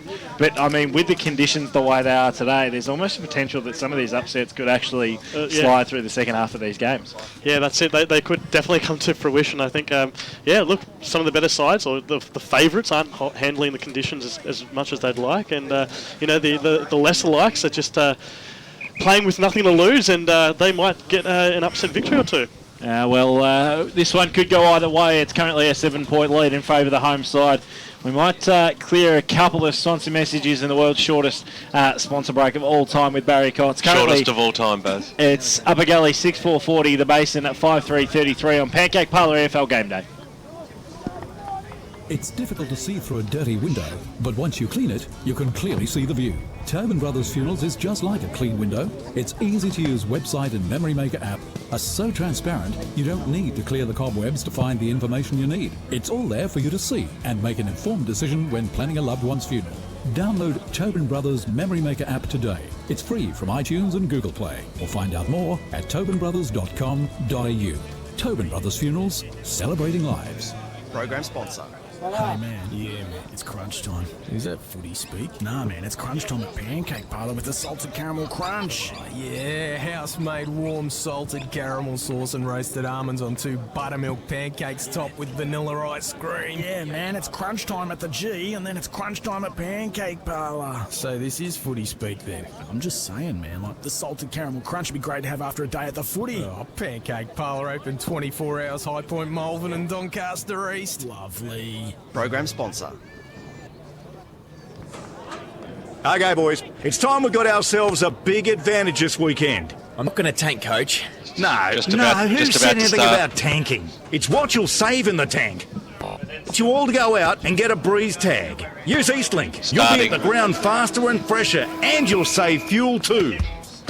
Get a breeze tag and use Eastlink, the quickest way to get around Melbourne's East. Arrive fresher, play better. Eastlink, it's time better spent. Program sponsor. EFL Saturday Game Day continues. Let's head back and go local for your footy. Out here at Kings Park, the third term has just gone underway, 20 seconds into it, and it is a 7-point lead to the Kings at this stage. Charging through there was Risley, couldn't break the tackle. Right on top of him was Christie. The umpire will throw it up, centre half forward for the Upper Ferntree Gully Football Club. Umpire comes in, quick kick goes inside forward 50 now for the Kings, bounces across the 50 arc. Going after it, the first player to meet it out there is Murray, swings around, short passes on, and it was a good kick too, and making position was Tom Maher. So, he's had a bit of the football and generally uses it well too. That's a beautiful kick right to the line. Petrarca couldn't quite pull the ball in, and him and his opponent both hit the deck, that player being Michael Oxley, and will have a bounce 10 metres out from the Upper Ferntree Gully goal line. So it'll be Calvert to go up in the ruck against Malik. No one got the clear knockout. Jones got a little knock on that one and forced the rush behind, and through she goes for a minor score. The first score of the third term on the Bendigo Bank scoreboard. Upper Ferntree Gully 6-5-41. The Basin 5-3-33. EFL Gameday. Grant Campbell, some of the stats that mattered in that first half thanks to Choose Tap. Well, the main one to look out for is the contested possessions. Upper Gully won by 14, but the Basin won the uncontested possessions by 56 in that first half. Kruger, the chip game through the middle, taking some risks. There's that man. Again, been terrific in the first half. He picks it up. Malik, put in the ruck. Blazes it to half forward for the Basin. Ball at ground level. Upper Gully regain possession, and they go to centre half forward. It's a good kick too, and a good strong mark. Taken there by Begley. Wheels around and delivers beautifully to Murray out in the lead. Boundary? Similar to that first quarter, and we'll cross down a boundary side thanks to LifeCare. Lockie Munro. Yeah, Andrew Godfrey is actually wearing a number 87. His jumper didn't fit him, so I had to get him another one. Thanks, sir. So Andrew Godfrey, that was. Thanks very much to Lockie, doing some sharp work down there thanks to LifeCare. As Murray comes in, scores his leading goal kicker last year, so certainly got the job done in higher divisions. Comes in now. Similar to his first shot at goal, but he used the wind a lot better that time, Murray. And he's kicked an absolute beauty. And Upper Gully extend their lead 3 minutes into this third term. Yeah, just a really good play there by Godfrey in the change strip, I suppose you would say, or jumper. But a play of Ryan Murray's talent, you know, well, we should always expect that he's going to deliver the goods, and on that occasion, did what he had to do. And the ball coming back into the middle here. Well, Upper Ferntree Gully had a handy lead, Brash, in the first term by almost 3 goals. Then it was the Basin by almost 3 goals. Now Upper Ferntree Gully's back out to 3 goals. What are you making of it? I think the Upper Gully really got to put some scoreboard pressure on in this third quarter. Well, Malik got the knockdown. Kruger at the fall of the ball. Looping handball out wide, and they'll be able to move through the middle now. The Bears, the kick goes up towards half forward, but wasn't a good one. Jared Dirksen stood in position A, took the mark and then switched the ball out wide, but it was chopped off very nicely by Underhill, who goes on the right boot in towards the forward pocket. It's got to sit up okay. Coltrera, left foot kick around the body. Which way is this one going to go? Risley, he got a handle on it. He got a second one too and released the football, and now the Kings can go moving across the half-back line through the middle of the ground now. This is good play by Liam Galley. He eventually has a bounce. He's run all the way from the back pocket, kicks it up towards the half-forward line where Brad Carroll will be out there. So too at the fall of ball is Petrarca. He released it, comes out, good handball over the top there by Begley. He was looking for Maher, who couldn't pick up the football. This is good, tough play from both sides at the moment. Here's Malik in the middle of the ground. Long looping handball out wide, get boot to ball. They need to do that. It comes out towards Christie. Can he trap the football? Now he's under pressure. One way, then the other. A brilliant smother there by Galley, who goes after it again. He got shirt fronted in the contest, comes down towards the Risley direction. He released the football out to Hards. He just left it for him. Hards has a bounce on the left boot, goes up towards the half-forward line, looking almost for the boundary line. Then the kick was in the target area of Matt Petrarca, and over she goes for a boundary throw-in. Great work there from Gully. Great work there from BWS. Great call, mate. Did well. Oh, thanks, Enjoyed Andy. it. The game's really lifted at Cog, though, as we could see. And I think with this, the pressure will intensify and there'll be a few skill errors. It's just the team that can lessen it will probably be the prevailer. Godfrey, a little flick over the back to Hards, tried to break the tackle there of Jaden Brown, and the umpire said, give it back to me. A bounce about 60 metres out from the upper Ferntree Gully goal line. Goes up again. Yeah, that one down to Godfrey, tapped it down well. Begley in there for Upper Gully. When his head over, it was Brown. Great work out of the contest there for Upper Gully by Ma, and he swings on that left foot, but filling in the space there was Smith. Get the ball moving. Cameron Cripps goes in short to Thompson. Those two have been good in the back line today for the Basin. He's called to play on Thompson, so he just bombs, but it was a great kick in the end. Just looked like he just blazed, but it was a terrific kick. Hand pass over the top now, and they get it moving. Here's Jones on that left foot in the long sleeves. Kicks up to Coltrera. Good spoil there from Upper Gully. Comes back Kruger's little hand pass. Trying to work it out with Jones, but the ball's going to trickle out of bounds through centre wing. 6 minutes into this term. Upper Gully lead by 14 points. Grant Campbell, thanks to Choose Tap Match Stats. After a slow start, Krug is now up to 16 disposals for the match. All thrown in again. Midfielders had to do the ruck work as it fell short. Doing well there, it was Christie. He's still over the footy though. Ball will come out. Kruger again on the left shoe this time. Around the corner. Gains another 25 metres for the Basin. And we'll have another throw in. I don't mind what they're doing now at the Basin. They are actually trying to take the game on a little bit. The chipping style's sort of gone out the window a little bit, and they're taking the game on. It's what they need to do to get back in this. Another throw in. Again, the midfielders do the ruck work. Kruger got a little hand pass, but it's spilled out. It's going to be a free kick. Lachlan. It's going to go against him to Kruger. I think it was after the tackle, he just dumped him into the ground. Kruger, little short chip. They'll move it up slowly. Mark taken by Coltrera. He's outside 50. Oh, he should be off there. Slips as he goes to play on. Little chip into the pocket. Finlay, there's another one of those. He got away with one in the first quarter, Finlay, and he thought, I'll have a crack at another. That one definitely bounced before he marked it. We're going to have a bounce deep in the left forward pocket for the Basin. Oh, when luck's on your side, you might as well try again, right? He's learnt from the first one. He just acted like he marked it. Yeah, that's it. I wasn't fooling for that one. Does the ruck work. Grabs it out. Batty, little tap. Cardamone always had his head taken off. Upper Gully can rebound now out of defence. They go long straight up the middle, looking for Petrarca. Ball spills over the back.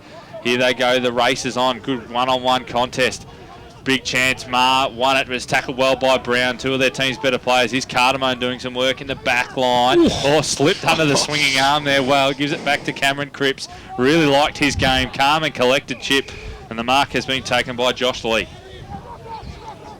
So Lee for the Bears, asking for people to present. He's holding on to it a long time, sold a little bit of candy and then drove it up towards the wing position, but it was a helicopter punt and it couldn't quite find the target. Linking up well there was Toole into the middle of the ground. Umpire said it was too harsh, but it was advantage anyway. Here's Lachlan on the right boot, kicks it inside forward 50. Petrarca, he had two bites at it. Brown was right on his hammer, and now he gets the football. Little handball out wide, and the Bears can create something out of this. Handball linking up once again through the middle. Here's Thompson, 1-2 they go. Now they've moved it up towards the half forward line. It's a 3-on-1 situation. The one did pretty well there, but Houston comes in and chops it across. Toole takes the mark. Across half back now for the Kings. Now they can reload. Maybe they can have the numbers, but they're just not hitting the targets. And now it's Cardamone in the middle of the ground. The old 1-2. The handball goes over the top. Here's Batty. He usually doesn't waste a disposal into Cardamone. Backwards to go forwards. They've got players out wide. Breaking the tackle there was Brown on the right boot. Switches it out wide now where Rule had a little bit of space. Gets a handball away. That was good play. Here's Underhill on the right boot. This is as good as it gets for the Basin so far in this term. Kick goes in towards the forward pocket. It might have been a little bit too crude on Toole, the tackle. The umpire said it was Finlay, the player who did that for the Basin. So the Kings get a chance to switch the ball out wide, and now it's Hards who has some space and he can use the middle of the ground if he wants to, but he kicked, didn't hit the target, Macon. And now the Bears will have another chance in the middle. One way, then the other. Put himself under a lot of pressure. Rule, the umpire said play on. That was okay. Macon backwards to go forwards, and now the switch goes out wide where Underhill takes the mark. Underhill on the right boot. Kicks it out to Oxley, who had a little bit of space. He could take off here. The kick goes in towards the forward pocket. It holds up in the breeze and nicely knocked over the boundary line and out of bounds. 50 metres out from the Basin goal line. That was good play there by Liam Gully. He's had a fantastic season and solid as a rock. Umpire brings it back in over the top. Macon got a fingertip on it. Tulu's had a lot of the football, links up with Hards, who's also had a fair bit of it. A nice slips dive in the middle of the ground. That was good play. Comes out now to Price. Put his teammate under a lot of pressure in the middle. Goes back towards the Underhill direction. They're mucking around with it a little bit here, the Basin. But kick comes out now towards the broadcast side. Oxley, his handball went absolutely nowhere. Turned it straight over to Murray, whose grubber kicked it a wrong and on wing position. But the Bears have the numbers. Here's Jones. He has to use his opposite here, and it was a clever kick. Got enough curl on it, but well, who's going to? It went straight through the arms there of Silver. Butterfingers in the old style, and the umpire will bounce it right in front of us here on the broadcast side. A little bit of argy-bargy. 10.5 minutes gone. 14-point lead to the home side. You just feel that the next goal might really get the crowd into this one, as the umpire says, give it back to me, Michael Cardamone. You've kicked 2 goals and not going to kick one from there. The umpire throws it back up. It was unnecessary fly there by Malik and gave away. It was a block on it in the end. Oh, okay. So Malik, who's got a very lean frame and plays a very tough position, gets the ball in towards the middle where Jones got the handball away. The short passes on towards Batty over the top of his head. The ball goes. Quick little handball there by Makaya to the top of the goal square. Cardamo, can he get boot to ball? Well, can he get enough boot to ball? He couldn't. Gully just knows where to be in those situations and had the block on in the goal square. Through for a minor score. 15 points the margin. Upper Gully 7-6-48 on the Bendigo Bank scoreboard. The Basin 5-3. 33 is a bit of a... I thought Houston takes a solid mark in the back pocket. Houston does, and he brings it in the middle with a risky kick, but it's a beauty to mark. Another one of these lovely left footers. They got in their side. Upper Gully, and he used it again to half forward. Dirksen, hand pass. Here comes the run and carry. Tapscott, hand pass over the top. Put Toole under pressure. Ball comes out wide to Hards. Gives it back to Godfrey. I think it is Godfrey goes long to the top of the goal square. Coming back, not taking the mark for the base, and it's going to fall at ground level. And Jones just soccers it off the ground and gets a boundary throwing for his side. Begley asking for advantage there. The pressure that both sides are putting on each other out here is enormous at the moment. You can actually sense, both sides can actually sense here that they can't afford to give a 20-point lead up here. Tap down again by Malik. He's been absolutely brilliant today. Players jump on it. Petrarca was the first one there, and they went in hard. It's interesting. I just said there's more flashiness on the bottom of boots these days. They all look very plain, and then there's this big flash of yellow, and it's on the bottom of someone's boots. Strange. 7 individual goal kickers for Upper Ferntree Gully. Nice work there. Is that right? Yeah, I think so. That is right. Yeah. Yeah, the only multiple goal kicker is Cardamone, who's been doing a lot of two-way running, actually. I've been really impressed with his defensive side of the game. Yeah, free kick here, a whistle. A free kick to the Basin in the ruck again. He's causing some real problems, Malik, today. Just jumps so well. He's got the ball and he goes back. The Basin have chipped their way to defence quite well today. Here's Cripps. It's Lachlan Cripps. He's prolific in that first term, and that's a shocking kick. The play on, Petrarca will run in and drill it, and that hurts. Upper Gully, Matty Petrarca's kicked his second. He's 42nd for the year, and he's on fire, and so are Upper Gully. 14 minutes into this third term, 8-5-53. They lead the Basin 5-4-34. That was such poor play there, Andy, in the Basin back line. I don't know what they were thinking there. I get the feeling that I don't think the Basin have the skill level to play that chip style of game. They've turned the ball over repeatedly while doing that, and I think there's a time to play it, but I don't think this is the time. They've looked far better when, as I said, when they've been taking the game on, and yeah, with this type of pressure, the chipping game just won't work. Uncontested possessions this quarter, 47-23 in favour of the Basin, so they dominate that stat again, but probably also be dominating the stuff it around stat if I was taking that. Boundary. Grant Campbell, thanks to Choose Tap, and let's cross down boundary side, thanks to LifeCare, Lockie Munro. Yeah, in the past couple of minutes, Ferntree Gully have really utilised their interchange. changing over about 8 times, really using those 22 players. Well, Petrarca took the football from the kick from Coleman. What has he done here? That is magnificent. That's 2 goals in a minute, and that's his third, and that is the winner at the moment for the Westfield Knox goal of the day. Matty Petrarca, that was brilliantly trapped. He had to break a tackle, and then to get boot to ball from 40 metres out, check side style, that is super. Watch out for your local milk bar, because he'll pickpocket you. That was fantastic work there by Petrarca. 2 goals in a minute, and this is the type of game that demands a game breaker, and so far he is that man. Bendigo Bank scoreboard sees a 25-point lead, the biggest of the match, going to Upper Ferntree Gully, and they are 59, the Basin 34. Well, back in the middle, the Sutton are in the ruck now as well. Mills sharked it though for the Basin, hand pass back, but so we're going Upper Gully's way as we're going to second bounce. And Andy Paolacci in BWS, you were just saying there was only no multiple goal kickers. I know, now he's got 3. Upper Gully, and all of a sudden, Petrarca bangs through 2 quick ones. Ball at the back. Hickleton just hacked it forward. That's a good kick too, strong body. Comes to the back. The Basin will clear it out. Might not get to the boundary line though. Cripps, keep it in for the Basin. Hand pass up. Trying to work their way out of it. Thompson, hand pass over the top. Good body work there by Hickleton. And jump on the footy. Riding him a bit like a horse in the Melbourne Cup there. He was! That was a strange... And the umpire said, give it to me. That was one of the strangest things I've seen on the football field for a long time. Maybe we could get a highlight of that on the agenda, as I reckon that's pretty funny. Yeah, I'd love to. Giddy up. I'd like to see that one again. Mills kicks it out. Hickleton, that man. He's a bit big for a jockey, though. Hickleton, as the ball spills out, will have another boundary throw in. Yeah, that's I've never seen that.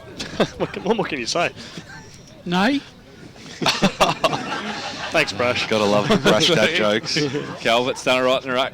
Kick forward though, sharked, and Upper Gully are going. Godfrey hand pass back into the middle, over the top, spill. Here's the big boy Godfrey, just gets onto one at the top of the goal square. That man again, almost takes a beautiful mark with Petrarca, and Cripps is just trying to rugby it over the line, and we're going to have a bounce, I think. Yep, right on the line. It's held up.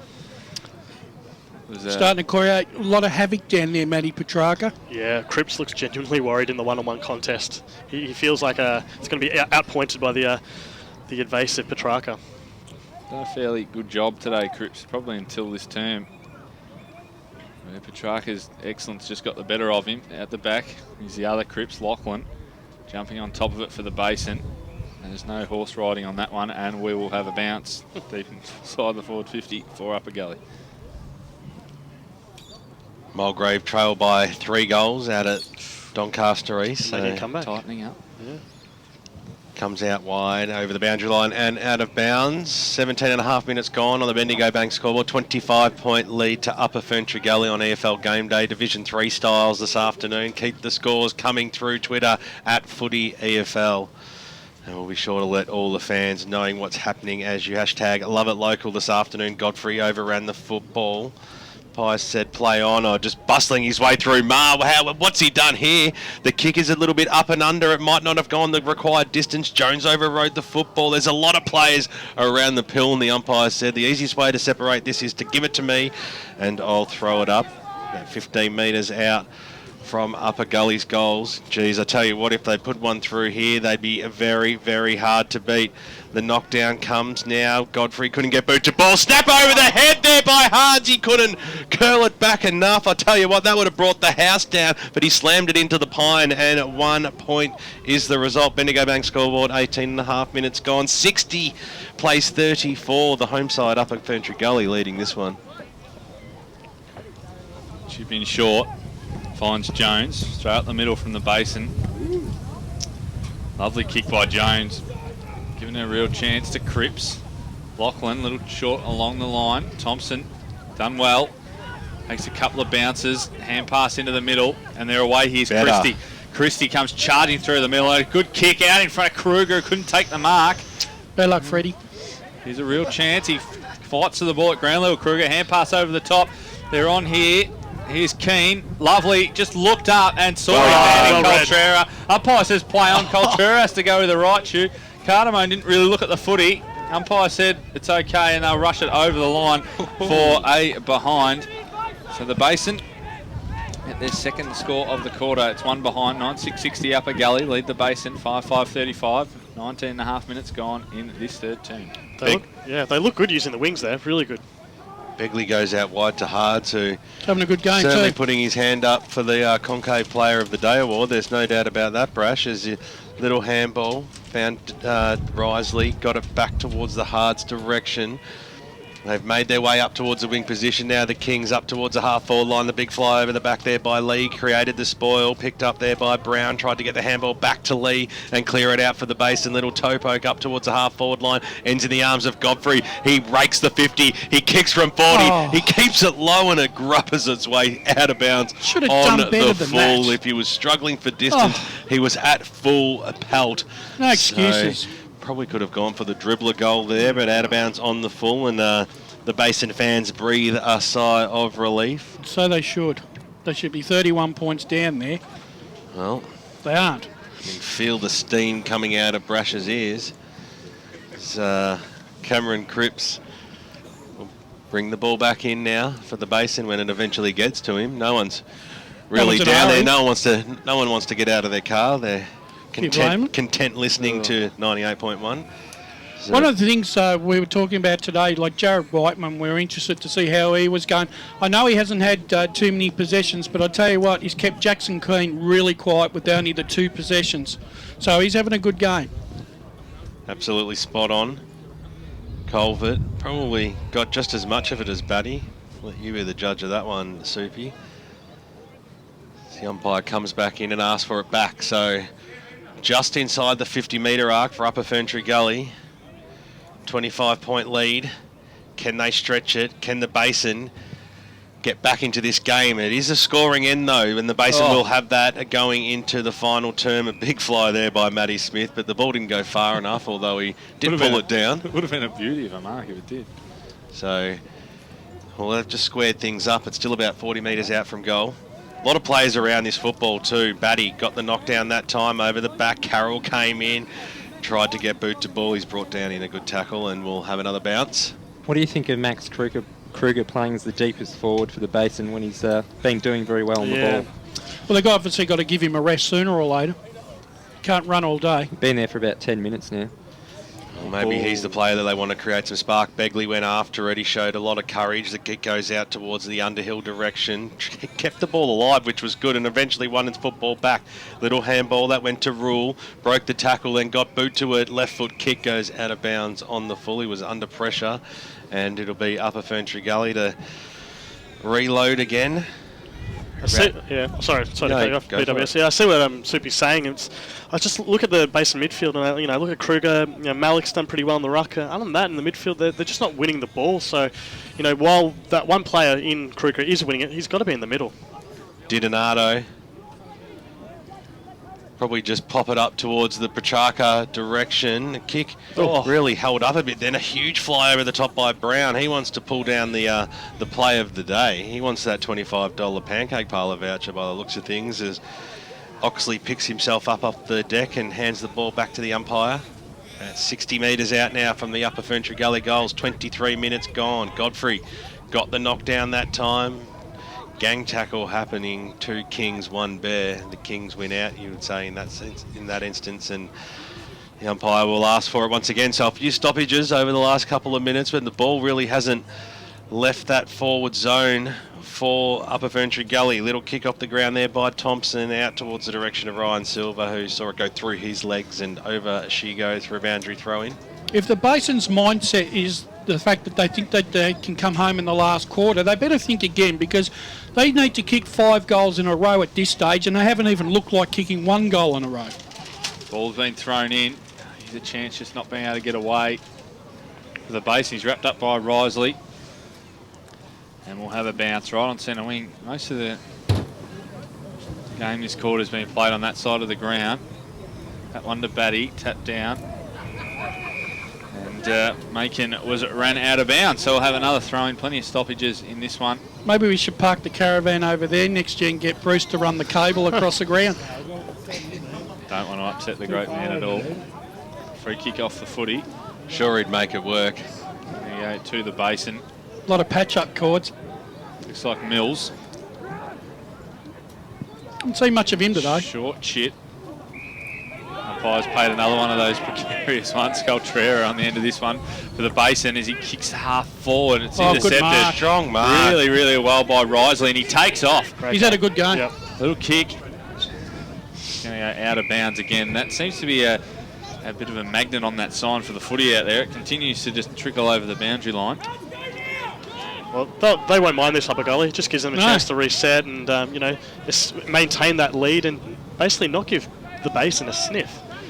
The throw in. Batty wins that one down. Here's a chance. Coltrera kicks inside 50. One-on-one. Keane couldn't mark. Terrific spoil. Kruger at ground level. Little hand pass up. Tackling again by the Basin. Here's Batty. He kicks forward with a left shoe inside 50. It's going to bounce, and it's boundary line might win. Well done by Keane. Made sure it went out of bounds. So the Basin will have a throw in their left forward pocket. They're trailing by 25 points. Need to score off this opportunity now. Grant Campbell, thanks to Choose Tap. Inside 50s now 10 apiece. Contested possessions 30 to 26 in favour of the Basin. Another throw in. Upper Gully won the tap, but brilliantly roved out of the pack. That was something special there from Christie, but he has missed to the near side. So they've had enough of the ball, the Basin, but they're just not doing enough with it, Andy. Yeah, they certainly aren't. They've had just as many inside 50s as Soupy said, so they're looking a little dysfunctional up forward. So, Silver goes short. Lee coming out wide by Begley. Drops short and Hards takes it. They've said a lot of the football.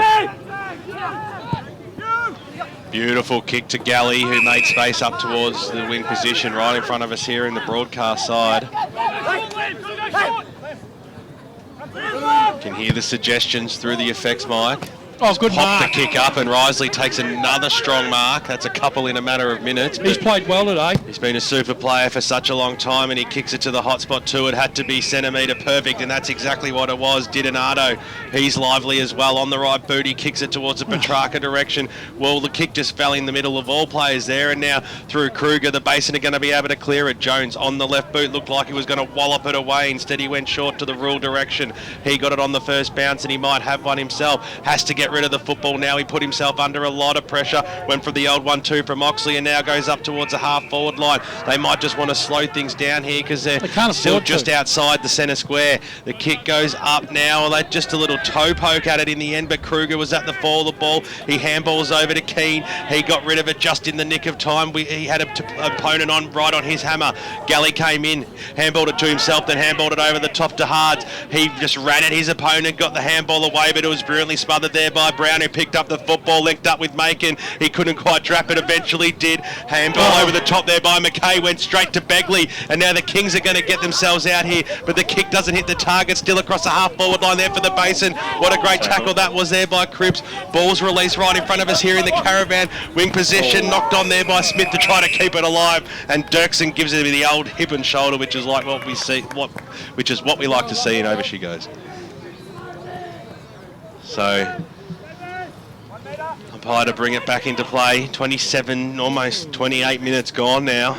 25-point lead to the Kings. Kruger, the Bears, you can see them searching for an opportunity, Goldwood, but the siren sounds to mark three-quarter time out here at Kings Park on EFL Gameday, brought to you by the Pancake Parlour. A 28-minute quarter there sees Upper Ferntree Gully leading at three-quarter time, 9-7-61.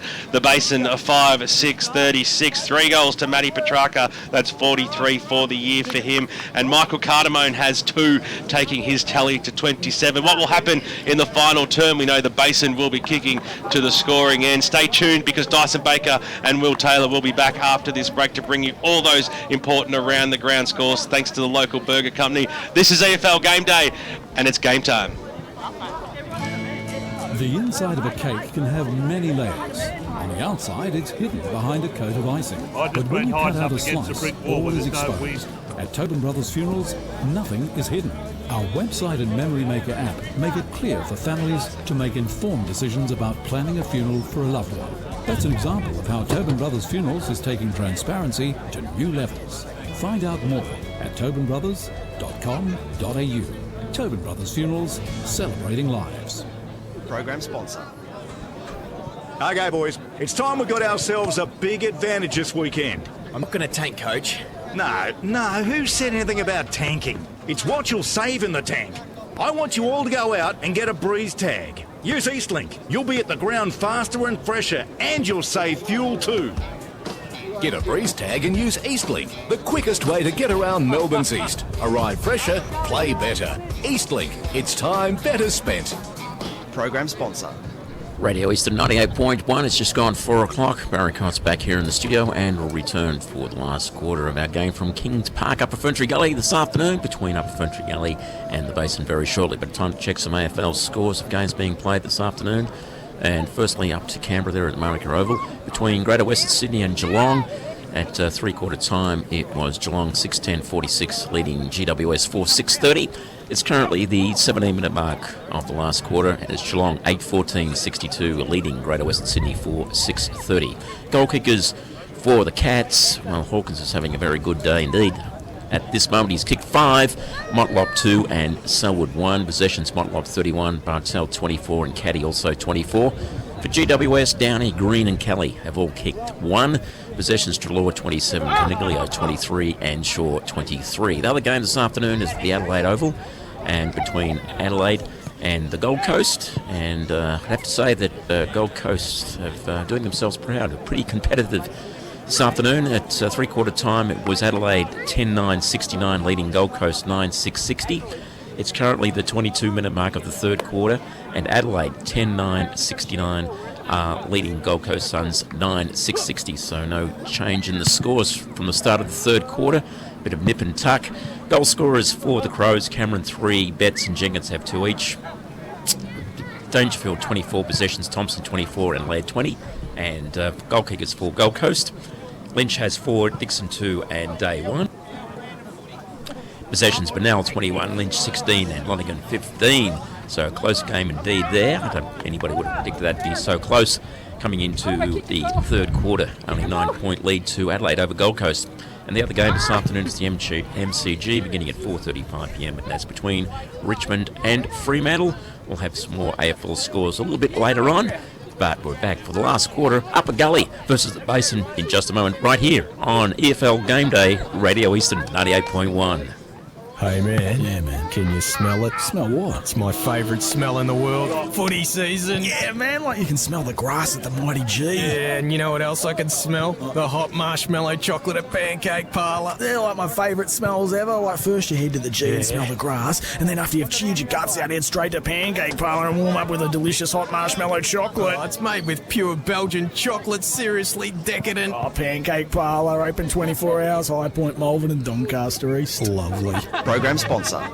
For the best EFL rap on radio, don't miss EFL Sunday, thanks to Crocs Play Centres. From 10 till 2 every Sunday morning, the EFL Media Team bring you all the final scores, goal kickers, best players and ladders, following a big round of EFL footy. The gang talk to winning coaches, players and special guests to bring you the final scores from all the seniors, reserves and under-19 matches. EFL Sunday, going live and local for your footy from 10 every Sunday morning, 98.1 Radio Eastern.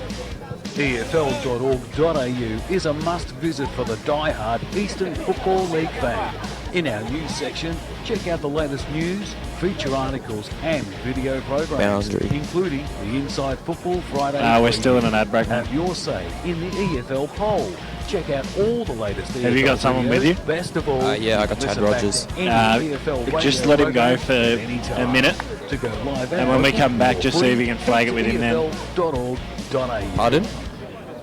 Hang on, we're coming back now. If you can keep him with you for 20 seconds. Let's head back and go local for your footy. Welcome back to Kings Park, and it is currently a four-goal lead to Upper Ferntree Gully, and Lachie Munro, thanks to LifeCare Croydon, has been joined by the Upper Ferntree Gully coach, Chad Rogers. Yeah, I'm here with Chad Rogers. After such a brilliant third quarter, what's your main point to close out this game? Look, we're just, our play on and play on and actually getting that run and first give's been fantastic. And our pressure when we don't have the footy is what's kept us in front of the game. And quickly, just want to talk about Josh Begley, 17 years old, first game in the seniors, already kicked 1 goal. How is he contributing to the side? He's just a very good player, and we've been wanting to play him all year, but we've been hands tied because he's such a young kid. But we know he's got plenty of ability, and I'm sure he'll step up this quarter. No worries, thank you. Thanks very much to Chad Rogers. Both coaches have been fantastic with their time this afternoon. And I'll hand back to you. And at one stage we might get to Will Taylor with some updated three-quarter time scores, because I tell you what, there's a few interesting games going on right around the Eastern Football League, including this one, not done with yet, as the Basin trail by 4 goals and kick with the breeze in the final term at EFL Gameday. Thanks, Dyson. Ball back in the middle. Big quarter of footy coming up. Straight away. Upper Gully in the tap, but it's Brown. Little hand pass back, and look at the pressure from Upper Gully. Been on from the start. Whiteman's little hand pass to Toole. Hand pass over the top. They're working their way. Probably didn't dispose of it properly. Here's Rising. This will be a big lift at the start of the final term, but he's missed to the right-hand side, so they extend their lead. 9-7-61. So the Basin 5-6-36. Basin have got to find a way to win here. Because they're right behind the 8 ball. They need 5 straight kicks. So this is a real test for them on a big ground. Yeah, finals like arena. Oh, it's a floating sack of a kick again, the Basin. They've done a lot today. Cripps controlled it well. Hand pass up to Liverpool's captain Mills. It's not going to work out. Houston kicked a beauty in this end in the second term. Kicks the top of the square. And that was the complete opposite to that kick, but it has worked out beautifully. And Murray has marked about 20 metres out directly in front, and he should extend this lead. Yeah, luck's a fortune there, I think. Make your own luck, though, don't you? Yeah, that's true. Murray put himself in the right position, and the ball came straight to him, and he finds himself with a pretty elementary shot on goal here. So Murray kicked one already. And that lovely kick in that third term. Right on the 50, coming down. This is going to make it really tough for the Bears. He comes in and just tried to just work it, massage it through, and he's missed and hit the post. Needed to kick through it, didn't he? Two probably wasted opportunities, you say, at the start of this third term to the Upper Gully Kings. It's going 2 minutes, 9-8-62 to the Basin, 5-6-36. No, Brown. He's had a good game for the Basin. Plays it to himself. He's turned it over. I mozzed him there. He lays a tackle. That could have been a little bit too harsh as well. I said it was okay. It was like he didn't pay the penalty for that. That was stupidity at its best. Petrarca almost had a gift to him about 15 metres out from goal.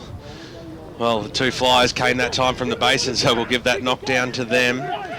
Says play on. Trying to break the tackle there was Risley, who got slung to the ground by Jaden Brown, and the free kick has been played. It was unnecessary. Spot on, Brash. You're not allowed to do that anymore. That was just totally unnecessary. That's that real dangerous one too. The whistle had already been blown. Yeah. And it was just an opportunity to hurt. That's all it was for Brown. And his opposite number has a pretty straightforward shot on goal now. Can he make him pay? Yeah. So Timmy Risley, he's been a superstar player at this club for a number of years. The crowd will tell the story. He comes in, and has he done it? He's pushed it to the left-hand side. I tell you what, that breeze takes the football. He kept it low, and it looked like it was going straight. You can see it in the background. Great work from Dennis. And it's on the Bendigo Bank scoreboard. It's 9-9-63 to 5-6-36. The Basin to bring the ball back in. Beautiful kick there by Batty. Links up well there with Kruger. And now the Bears are away. He ran his full measure and got dumped after he kicked it. So the umpire said it'll be a free kick downfield. So it'll go to Keane. Really struggling to get amongst the goals. He's kicked one this afternoon, drives the ball inside forward 50, but there's Bears everywhere. Cardamone, he went after it. Silver got boot to ball, got it out of that danger zone, but it was just thumped into no man's land. Kruger goes after it again. Keane got tackled by 2 Bears, and umpire said it was a little bit too harsh. In fact, there's Goodman actually got the handball away in the middle of the ground now. Well, there's some risky possessions happening here, but it's in the arms of Hards, who drives it out wide to the culvert direction. Handball over the top. That was a well-weighted one too. Backwards, forwards, which way they're going to go. The Houston, the kick goes inside forward 50. Carroll around the body looking for Petrarca, and drifting across the front of the packet. Ryan Murray takes the mark, and he's only about 20 metres out. He played on and kicked the goal, but the umpire said that was a little bit too cheeky. You can come back and have a proper shot. And, well, this will pretty much, if there's not already a couple of nails in or they're just sitting on the edge, this might be when they're just banged on in, because it's a big margin and it's 5 minutes gone now in this final term. They have to kick this goal, BWS. They've had all the play in the opening 5 minutes and kicked 4 points. So they're really going to have to, they really need to put this one through. Lovely little trap by Carroll there, and just to hook it around the body. It was, class. All class there. So Murray. Right to left, my friend. Kicked one goal this afternoon. We're right behind him here. Comes in from 20 metres out and he makes no mistake. That's the goal that they were after, and that gets the fans off their feet. Goal to the Upper Ferntree Gully Football Club 5 minutes into the final term here on EFL Gameday. 10-9-69, 33-point now lead over the Basin Football Club, 5-6-36. Let's go around the grounds thanks to the local burger company, Will Taylor. Division 1, it's Vermont by 42 points over Knox. It's Norwood by 21 over Montrose. Noble Park are now 21-point leaders over North Ringwood. In Division 2, Croydon Lean one turn south by 34 points. Doncaster East by 32 over Mulgrave. Doncaster by 24 over East Belt. And Scoresby by 37 points over Bayswater. The Basin out of the middle. Rice couldn't mark. And Silver just threw it out. Tool. Good play on. Coming up at it well. Ma just kicks it high on that left shoe. Umpire made the mark, and a good mark there. Taken by Batty. Been serviceable in the ruck today for the Basin. He's kicked though. The kicking's been pretty poor all day, the Basin. Missed Kruger. And now's a chance for the Kings to go the other way. Through the middle.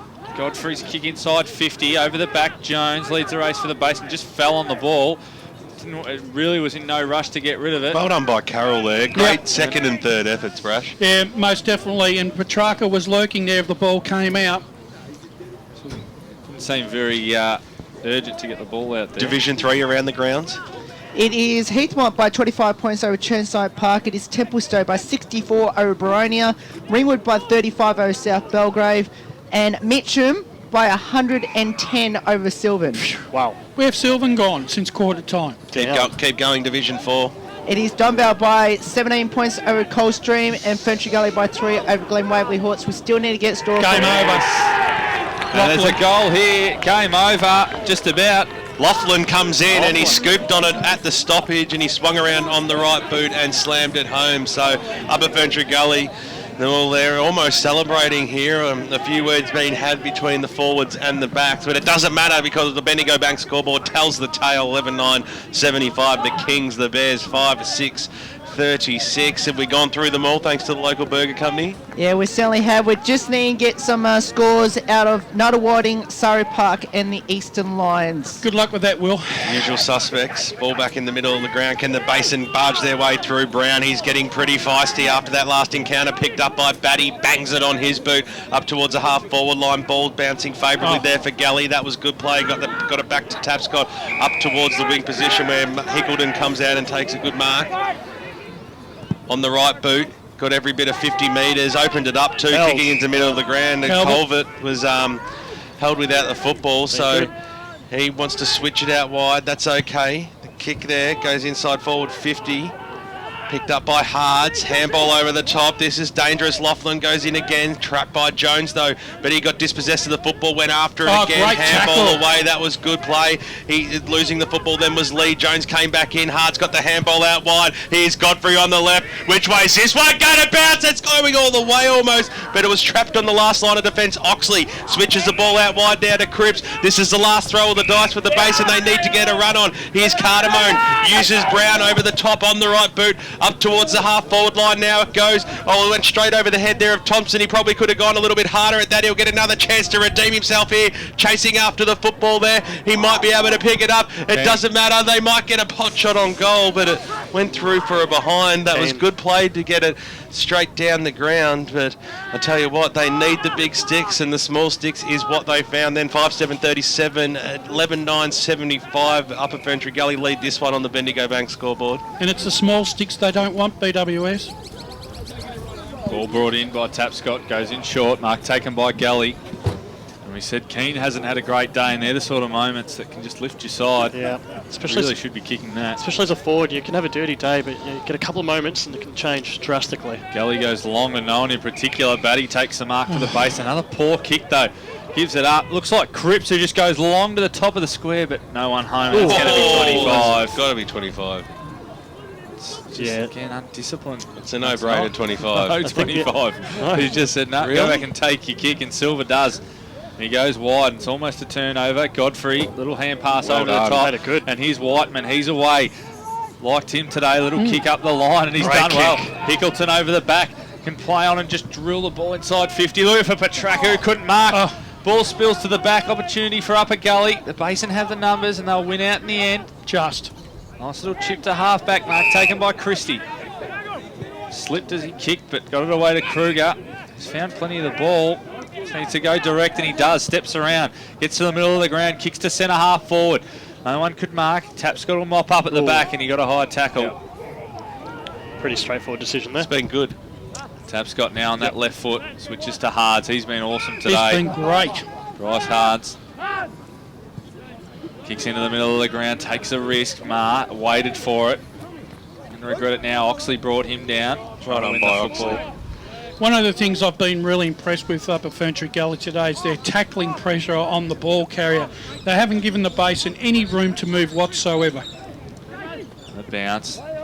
Tapped down one by the Basin, but it's all up at Gully at the back as they switch it now to Toole. Get a bit of a run on here. He plays on, goes up the line. It's a nice kick too. Those little Robert Harvey kicks, just letting his man run onto it, and that was Calvert, and he drills it into side 50. And it's a great mark taken by Petraka. He's been one of their best players today, Calvert. Yep, he's played well. They've had a few mates today up at Gully. They've had a lot of good players that have probably played 2.5, 3 quarters. Yeah, I criticised them a few weeks ago in the South Belgrave game, saying that they didn't have enough contributors, but well, it's been the complete opposite today. They've had quite a few contenders to get votes today, and it's been a real team effort. It's almost like they've been on a mission today. Petraka comes in now. He works it back with the wind beautifully. It comes around. That's a terrific kick. What a goal. He's got 4. And Upper Gully look at good things at the moment. 12-9, 81 to 5, 7:37. 11 and a half minutes gone. Final turn. Game over. It's one of those players, as I said, this game needed a game breaker. Yep. And he's elite. He's great when he's got that shot on goal. He can use the wind to perfection. He's always a live wire, always dangerous, and definitely one of their better players today as well. Grant Campbell, thanks to Choose Tap Match Stats. Well, the Upper Ferntree Gully have turned the tables in the uncontested possessions this quarter, leading at 23 to 12, and they're also winning the hard ball 20 to 15. Godfrey got a little boot to it, but it was picked up by Lee, who banged it on his boot. The ball went as high as it did long, and it comes out now towards the Keene direction. Had to break a tackle. Handball was half smothered. Upper Ferntree Gully have the numbers there. Silver got a little handball out wide towards the Whiteman direction. He got brought down into tackle. Kruger screaming for the ball from Macon, but he goes backwards to go forwards. Kruger comes in now to receive it. Looping handball over the top. Can the Bears create something of this? The kick goes inside forward 50. Gully used his body well. Charging at it. Cardamone almost played for the free kick there, did Michael, and the umpire said, I had good position of that and I will bounce it. I think the umpiring has been fantastic today. See, they start the play again. Batty. A bit of a holding off the ball then, I think. And I think that might go the way of Tapscott. Both umpires called that, so they're right on song. In the defensive arc. He's had a good game. Trusty left footer. Thumps it out towards the wing position. Slips catch nearly taken there by Dirksen. Came into a little handball over the top. It was knocked away there by Brown. No one came in that could pick the football up, and Toole sees it over the boundary line and out for a boundary throw-in. Keep the scores coming through at Footy EFL. Wilbur is waiting. We want to keep you up to date as you hashtag Love It Local around the eastern suburbs this afternoon. Godfrey got to the front spot, went up against Batty. Kruger at the fall of the ball, just paddling it to his advantage. In from the side there, Tim Risley. It's a hot footy and eventually seen over by Jordan Whiteman for a boundary throw-in. At least I'll give Max Kruger his credit today. He's been the only player that's played 4 quarters of football so far for the Basin. He's tried his heart out. Soupy. 27 disposals for the game.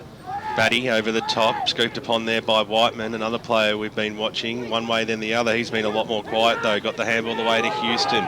On the right boot, kicks it into the middle of the ground.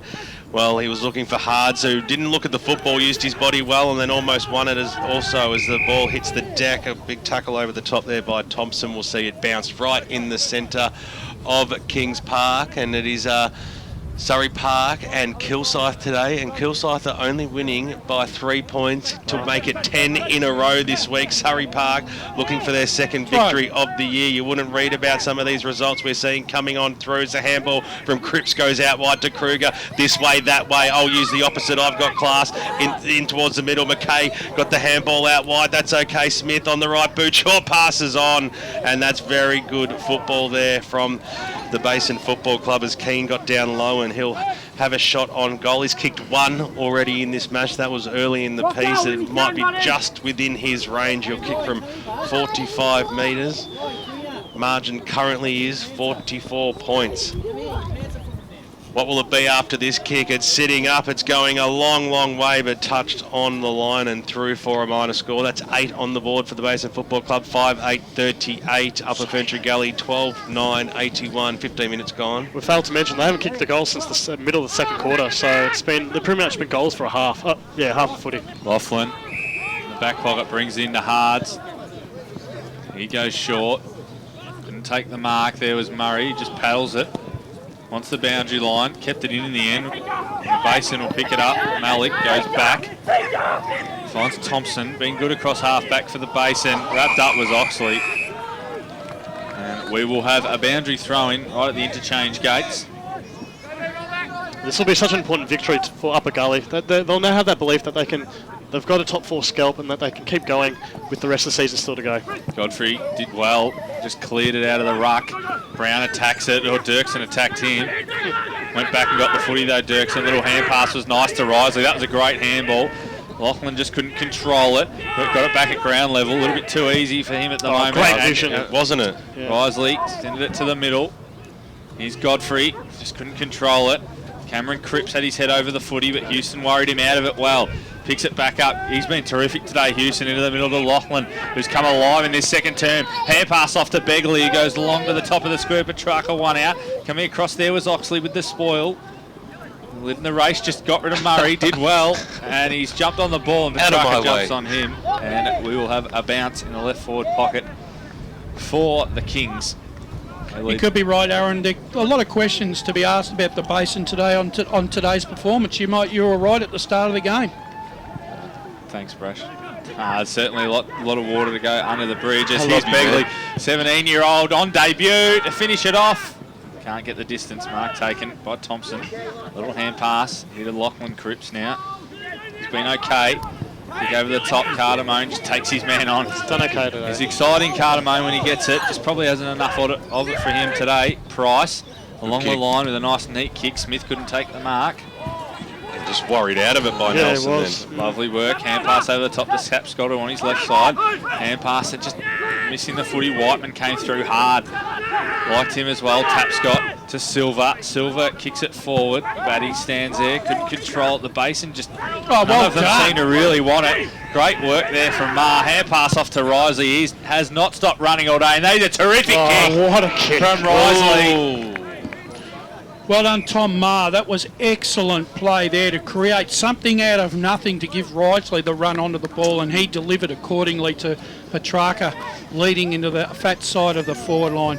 Yeah, Basin's heads have dropped, and they're playing really committed football now, the Kings, and they look every bit of, they deserve their top 4 spot at the moment, but they're looking fantastic. Petrarca coming in now for number 5. About 30 metres, stabs at it, and it is to the near side. Another behind him. I reckon at South Belgrave a couple of weeks ago those numbers were coming off. You might need to ditch the iron and sew them on. As we go around the grounds, thanks to the local bird co. Eastern Lions 5-7-37, Warrandyte 12-7-79. Yeah, well. Donny East by 34 over Mulgrave, 17 gone. Cardamone dropped what he should have taken in the middle of the ground, but Batty was there to mop up the pieces. The kick goes up towards the half-forward line where it will be Cardamone to come in and take the mark. Good running. Short passes on. And it's a good kick too, and the Cripps takes the mark. So he's about 55 metres out from goal, and he goes back as if he's almost confident here. See, you got to take your chances.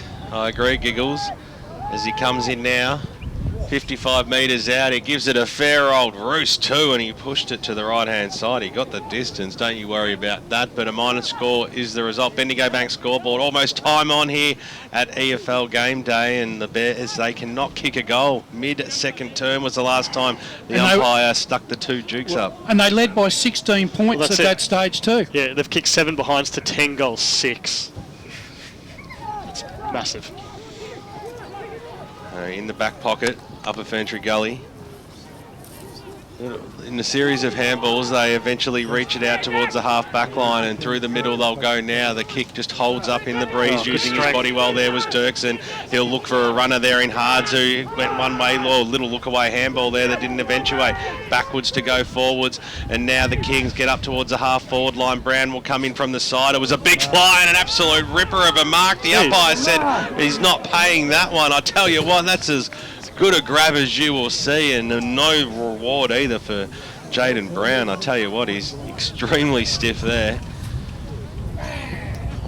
Might have cost himself a $25 voucher too with a grab like that, but it wasn't paid as Macon tried to break the tackle, eventually did. There was some sort of a handball backwards to Lee, who quickly got wrapped up in a tackle. Yeah. The umpire said, yeah, holding the ball, you've got to actually try and do something with the Godfrey, the big man. He wants to switch the plane towards the middle where Hickleton was. It didn't quite reach him. Houston's in there as well. Godfrey, hands and knees, little handball over the top. It goes out to that dangerous area. The Bears might have the numbers here, but the Kings hit the deck and the tackle is formed. Up she will go, 40 metres out from goal. When the ball's in dispute, the second and third efforts by the Kings, and particularly in this quarter, has been elite. It's been fantastic work. They're hungry for the football. Mills knocked it away. It comes out towards the tool direction, almost copped one high. That was okay. The umpire said back to Houston, who could have been pinged for holding the football. The umpire said you will be, and the free kick will go to Lee. At least they have been consistent today, the umpires, on that decision.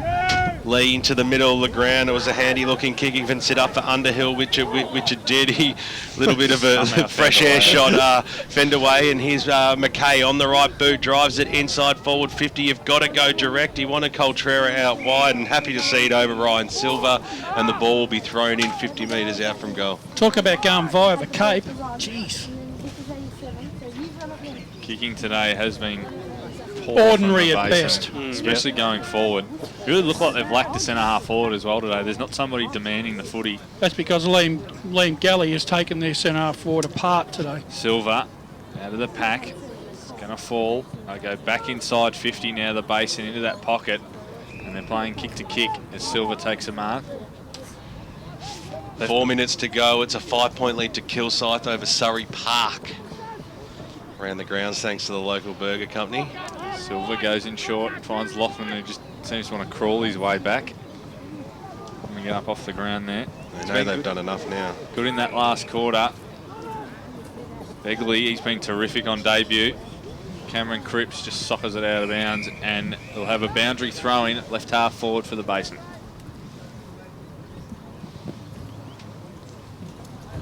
The sting's really gone out of this game. You know, when you look at it this way, you know, I've been really disappointed with the Basin today. No doubt about it, they just have not come to play today. Oh, Waverley Blues are coming, only trailing by 10 points to the Mooroolbark Football Club, trying to keep their season alive, the Waverley Blues, with Doncaster East looking like they'll take home the points.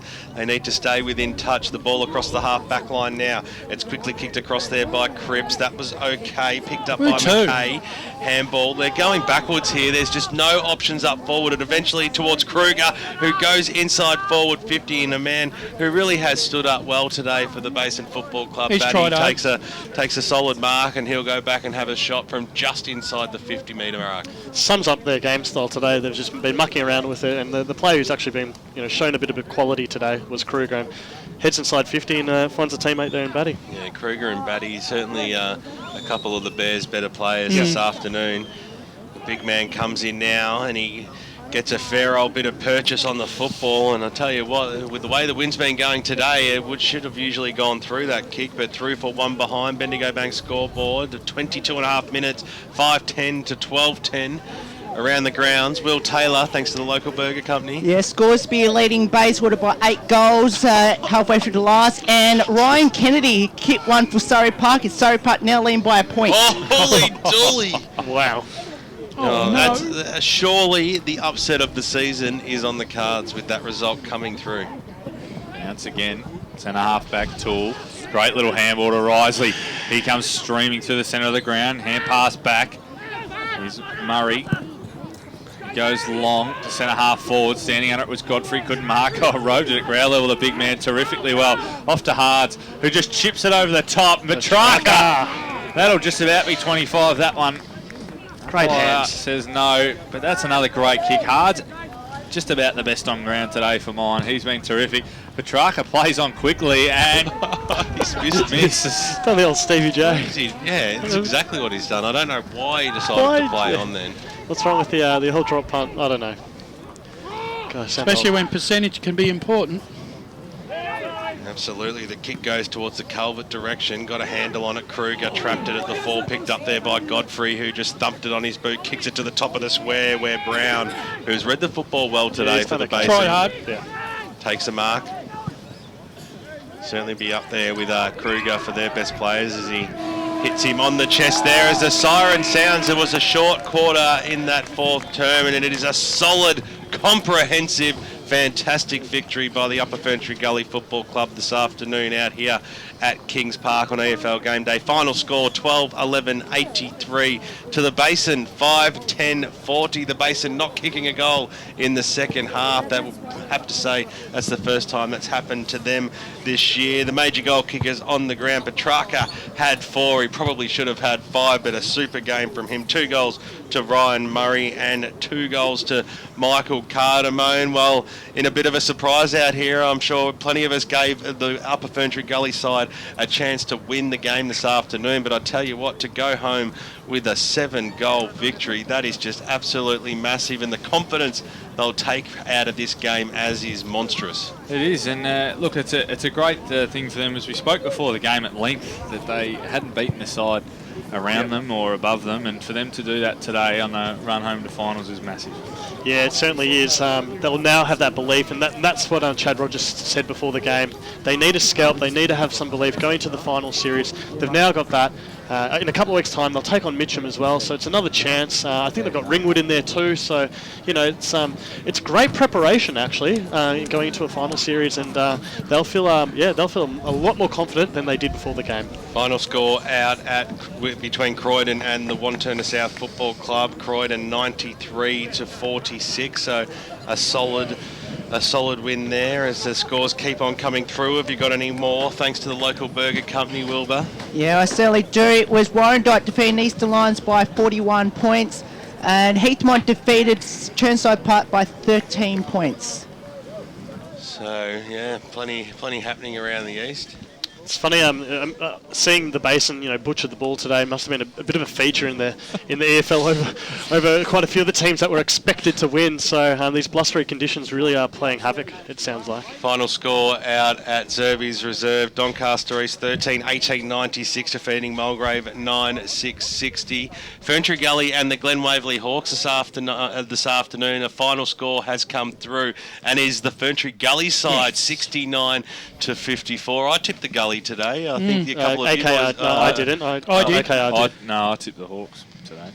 I think Brash. Oh, was it Brash, was it? Okay. So we'll be waiting for... It's just their finals chances over now, is that? Yep. Wilbur? Yeah, it's... Dice was just saying it before. It is Mullet kicked the goal. Murrabbuck now to lean by 4. Oh, it's going right down to the wire.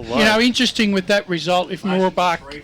If Murrabbuck actually get up, it leaves both them sides now 2 games out of the 5. Coldstream coming back in the second half this afternoon against the Domvale Football Club, who put up a gallant effort. They did, and the final score 90, Coldstream 64, Donvale. That's the second half fade out again for the second week in a row for the Donvale Footy Club. Obviously, they play well in that first half, but they struggle in that second half. It's positive though. Sorry, Peter. No, that's okay. I was just going to say another shot on goal for the Waverley Blues, but it goes through for a behind, so margin back to 3 points.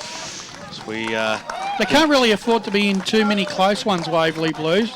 They're in close ones every week, aren't they? At the moment. A couple of words being had by Chad Rogers with the boys out in the middle of Kings Park. It was a big game for them today, and he'll be telling them how proud he was, getting a standing ovation from the faithful, and rightfully so, as they head back into the club rooms. The Kings, no doubt, they'll be looking forward to belting out their club song, because they thoroughly deserved their victory today. So many winners right across the ground. It's going to be hard to give votes for our Concave Player of the Day award. Start thinking about those boys, because we'll be going through them shortly. The 3, 2 and 1s. There's other awards as well. The Pancake Parlour Play of the Day award, Trojan Hand Tools as well. Will Taylor, though, is around the grounds more scores. Yeah, Waverley Blues are now close to marching to 2 points with a miss. And 17 gone, scores to be now lead by 23 points. Oh, so a little Can bit the of- impossible dream happen? So Bayswater coming back against the Scoresby Football Club, and Dyson Baker, well, his heart's already had a bit. His heart shouldn't need this sort of pressure on it at the moment, because he's his throat. Throats are he's all over the throat business at the moment. But keep those scores coming through. Will Taylor's on it. We're following it on Twitter, and no doubt there'll be some more final scores coming through throughout the next 20 minutes or so. We're hoping to get a couple of interviews from our LifeCare boundary rider, Lachie Munro, who's down in the rooms, but I can't hear any effects at all. So I dare say that either the batteries have gone dead or we've lost some range there, because the boys would definitely be belting out the song now. But, well, there'll be a lot of smiling faces in there, won't they? Well, yeah. Yeah, certainly will be a lot of smiling faces. So many contributors as well, and I think it all starts from the back line with Liam Gully absolutely toweling up Aaron Findlay, keeping him to just the one goal. I mean, you go through it, Houston, Mark, Carroll, Tapscott, so Toole. There were so many contributors, and it was a real. I think there's come through a draw final score. I'm not sure if it's a final score, but it's all scores are level out at Surrey Park at the moment, 46 apiece. Wow. So Surrey Park 7-4, Kilsyth 6-10. So very interesting. Let's go to the man who watched it from a different angle this afternoon. He took in the facts, did Grant Soupy Campbell, thanks to Choose Tap. Well, the match stats, Upper Gully won the contested ball 145 to 129. An extraordinary differential in uncontested possessions, with the Basin having 76 more, winning it 232 to 156. That only underlines how they were using the ball a bit slowly and short throughout the game. Upper Gully had 49 inside 50s to 44. They laid 60 effective tackles to 57, including 9 forward 50 tackles to 3. Max Kruger was a standout in a losing side with 10 kicks and 21 handballs, doing pretty good after, I think I gave him some criticism, and he didn't have a touch for about the first 15 minutes of the game, so certainly was very good from then on. Great stuff, Grant Campbell this afternoon. Lockie, if you can hear us, mate, your microphone is on mute, so head outside the club rooms, and we'll hopefully get some interviews coming up pretty shortly. It's a earlier than usual finish for us today, which is okay, because we can keep you up to date with all those scores as they come through. But let's start looking at our 3, 2 and 1s today. Brash, I'll get you to be the tallier-upperer, if that's even a word. It is now. Concave Player of the Day award wins a $150 voucher to Concave to buy yourself a new set of wheels, or put towards a fantastic